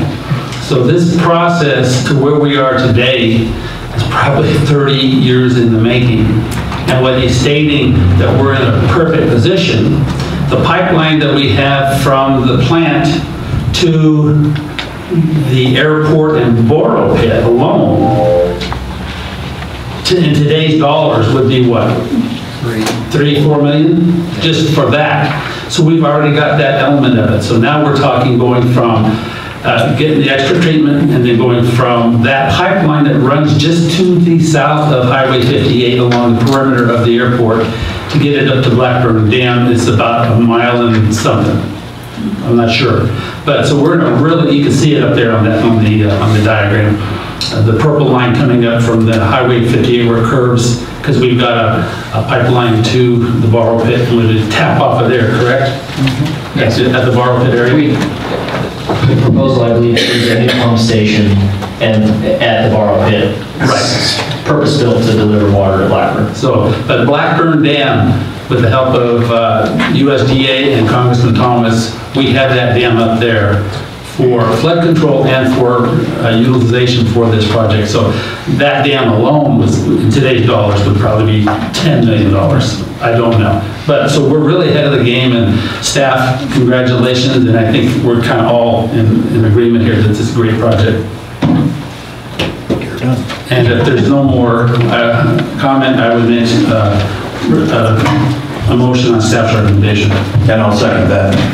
Moved and seconded on staff's recommendation. All in favor say aye. Aye. Opposed? Let the record show it was a 5-0 vote. Water Rights Attorney Services. Again, thank you, Madam Mayor, council members. This next item was alluded to by Mr. Neisler. This is just to enlist the services of a water rights attorney to help us with this project. At the very beginning, we have to ensure that there's no legal issues or anything that would prevent us from doing this and obtaining credit for that water.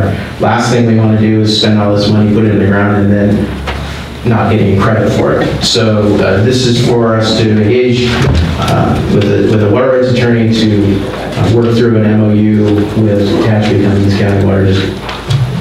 Okay. Any questions concerning this from the audience? Council? Make a motion. I'll entertain a motion. Go ahead. I'll second that, Madam Mayor. Who firsted it? Oh, sorry. Motion. Okay. I'll second that. There you go, Mike. Make a motion that we approve number 12, approve the agreement with Klein Delhi Partner, subject to the city manager's city attorney approval. Thank you. And you second? And I will second that. It's been moved and seconded. All in favor say aye. Aye. Aye. Opposed? The record show it was a 5-0 vote. Number 13 was contract for landscaping services. You had a question on it? Yeah, can we? Jim Jacobs, District 5. Can we pull that section up? Whoever's got control. What section? On the contract. On the contract landscape. Okay. Unless you change something. No? I just didn't know what you were referring to, sorry. The actual contract? No, actually the line item in the budget. I went over that today and I'm surprised that we're going to contract out a job that I know the city can handle, close to $250,000 a year to keep our city looking well. I would rather see us hire employees and keep it in-house, and that way we're not spending money outside to have companies come in outside that we don't know about their reliability. If we have city employees doing this, I think we're better off all the way around. So what my thing is, I would like you guys to really think and look hard about this. I know we didn't have a lot of responses to the bid for the job, but I'd rather see it done in-house. Any questions for me? You want to respond? Would you like me to answer that? Go ahead. Yeah. I don't care. This contract is, contractor is not new. Alphascapes has been doing our landscaping services since 2002 at least, that I know of. We did go out to bid to ensure we were getting the most competitive pricing. And actually, we went out to bid 2 times for the record. We went out in September and got 1 response. We reissued that in January with some revisions and a different strategy on advertising, and we got 1 bid for that as well. It would require far more than just a few more people for us to execute this work. We don't have the equipment. We don't have the supervision, honestly, to manage all of the people that would be required to do this work.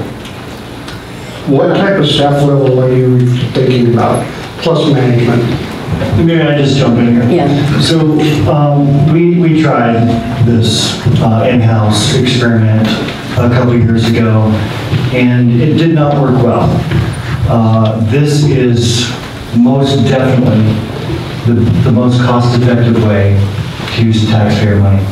We have acres and acres of turf, trees, bushes, public landscape everywhere, and we would need to hire a small army to do this work.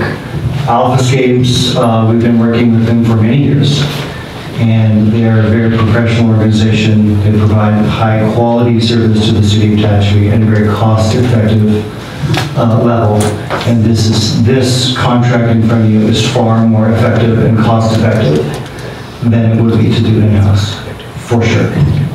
I have Alpha in my district, and when I'm out walking my dog or doing whatever I do, I see them all over the place. They take care of Warrior Park. I mean, I'm sure they take care of other things, but I'm just talking about my neighborhood, and I see them out there. They hustle, they do a good job, they don't leave a mess, you know. In fact, when I lost my one garden, I called them. They said, but we only do commercial, because I was so impressed with them. I was going to try and get them to take care of my yard, but they don't do that. So I can vouch for them. I can add a little Sure, more please. To your comments. Good question, good suggestion. Whenever we can do it, we did that with engineering services years ago where just didn't have enough threshold to do it in-house, but now you can see we've got plenty of work. But also on the landscaping, escape and lighting district, a lot of this is paid through assessments, is that correct? So we do have, I'm not sure what house you live in, but some homeowners have a landscaping assessment so that all of us existing residents are not necessarily paying for all the services provided by Alpha, okay? So like on the new district that you're talking about, the new homes, all those folks will be buying into, when you buy that house, you'll be on your tax bill, be assessed for lighting, street lights, and landscaping for the medians, for any public spaces within that development. These newer developments around town all have assessments for the landscaping and lighting, so that the residents that have been here for a long time, when there's growth, we're not bearing the burden of that growth and development. The new homeowners are bearing that, so that that's all incorporated into their tax bill. And you sign that up for that when you buy the house. So if I move over there, I'm going to have to say, okay, I'll pay that, but I like it, you know, and they do a good job. But, you know, at some point, we may reach a point where we can bring it in-house and do that. And I think it's a good suggestion at some point. The way I see it, I'd rather see more things done in-house than farming out. We control the issues at that point. If you farm out, it becomes a farm out issue, and it doesn't happen as smooth as an in-house process. I agree. But I think we've had a really good track record with the organization and with the bids, and it's competitive. So since not this time apparently. Well, yes, we've tried. Yeah. Okay. So, but just to give you other history, that the taxpayers that have been here for a long time, living in an old house, they're not footing the bill for that. Just for the audience's sake. Okay, thank you. Thank you.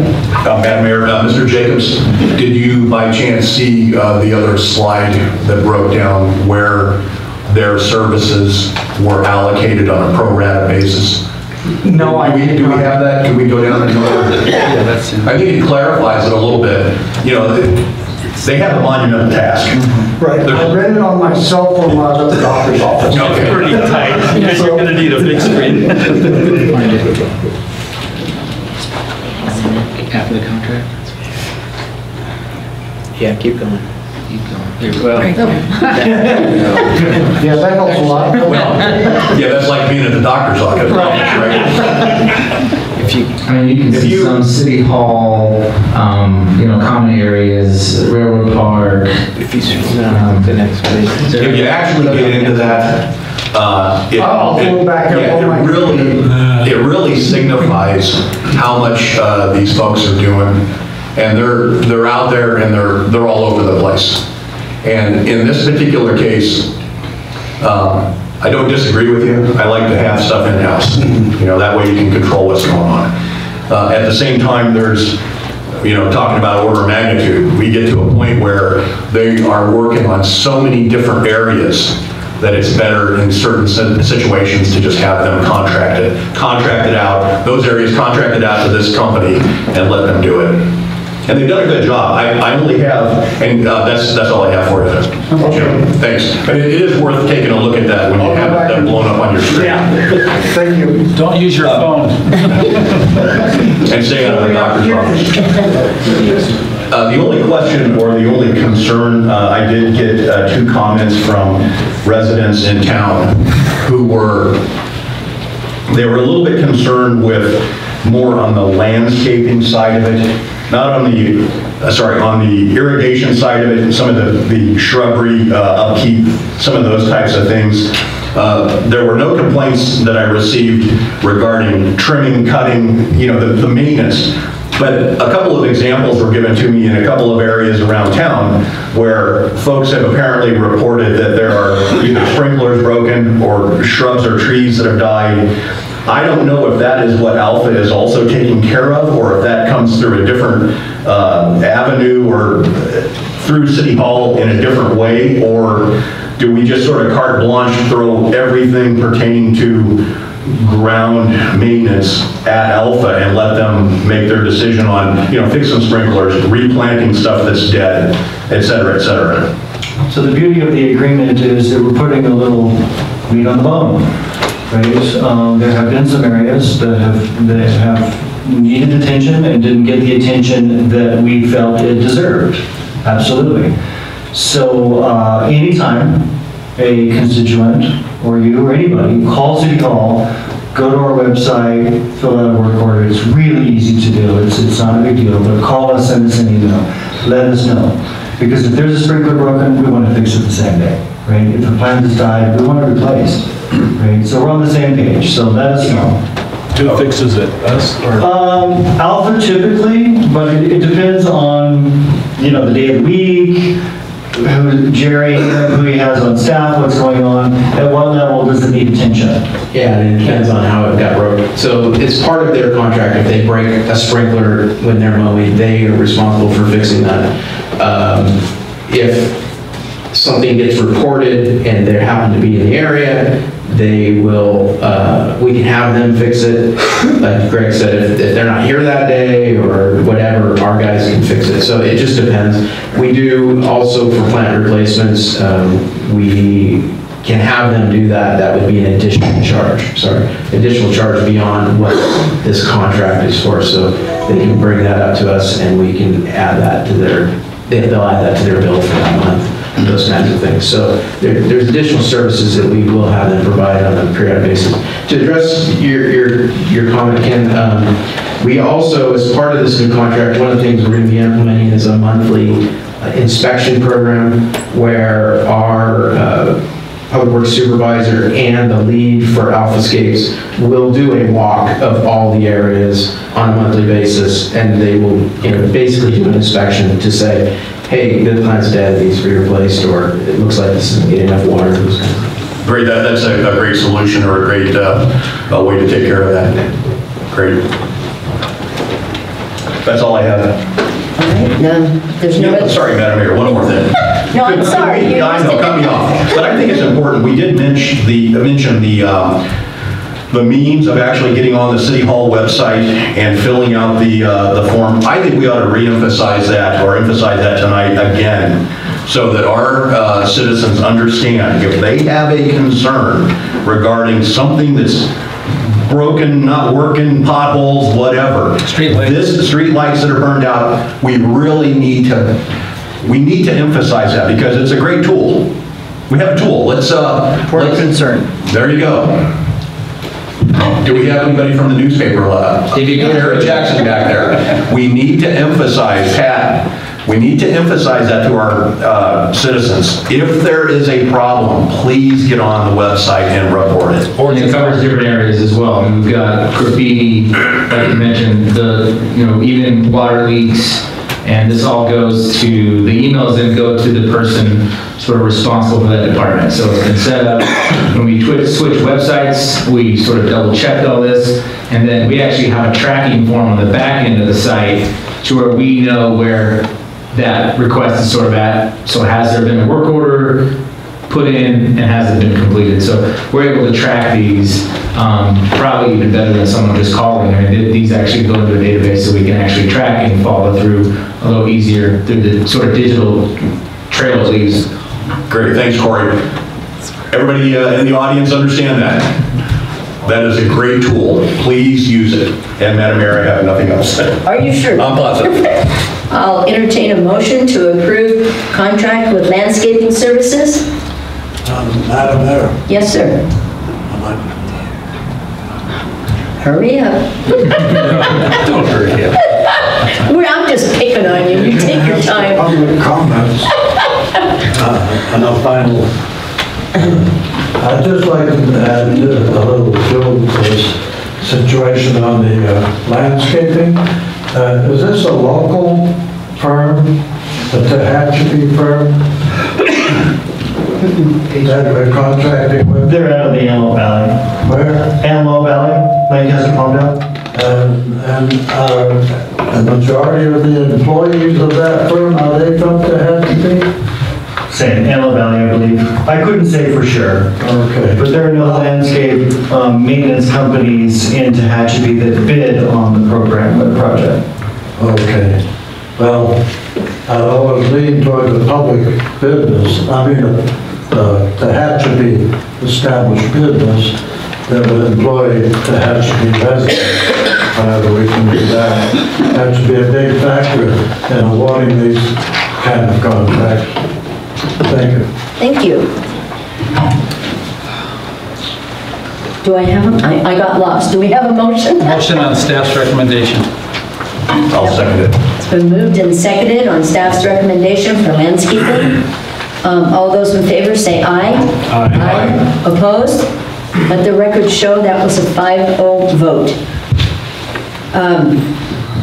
City Manager's report? Thank you, Mayor Wiggins. Just one thing real quick. I want to make sure that I remind everybody that Chief Krager and the Tehachapi Police Department will be hosting a Coffee with a Cop event on April 16th, Tuesday, April 16th, in the Tehachapi Police Community Room from 8 to 10 in the morning, and then again from 4 to 6 p.m.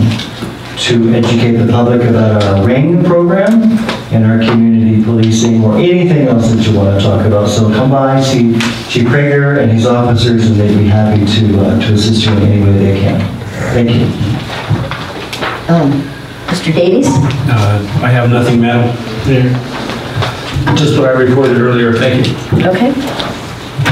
I always want to say Mrs. Oates, that's not right. Okay. I have 12 different names you can call me. They're all acceptable. Anyway, there's some things happening in my district. I believe the parking lot at the police station is being paved next week. That's the plan, weather permitting. Weather, I was going to say whether or not we have the weather, so anyway.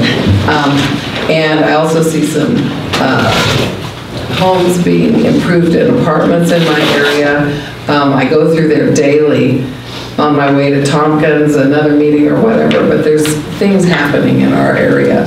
And I'm accessible I'm at all kinds of meetings. If you have questions, just please call me or approach me. I appreciate that. So, anyway. Thank you, Madam Mayor. I have had a couple of things tonight, but my allergies are catching up with me, so I'm gonna forego any of that. Thank you. Well, this has nothing to do. Council, I appreciate that. Thank you. This really has nothing to do with anything, but I went to Albertsons today and they're fixing their parking lot. I wonder why. Yeah, it was bad, but anyway, you know, it's a community improvement, so more power to them. And that's all we have. We are going to adjourn into closed session. If any votes are taken, our attorney will come back in this room to announce it. Thank you.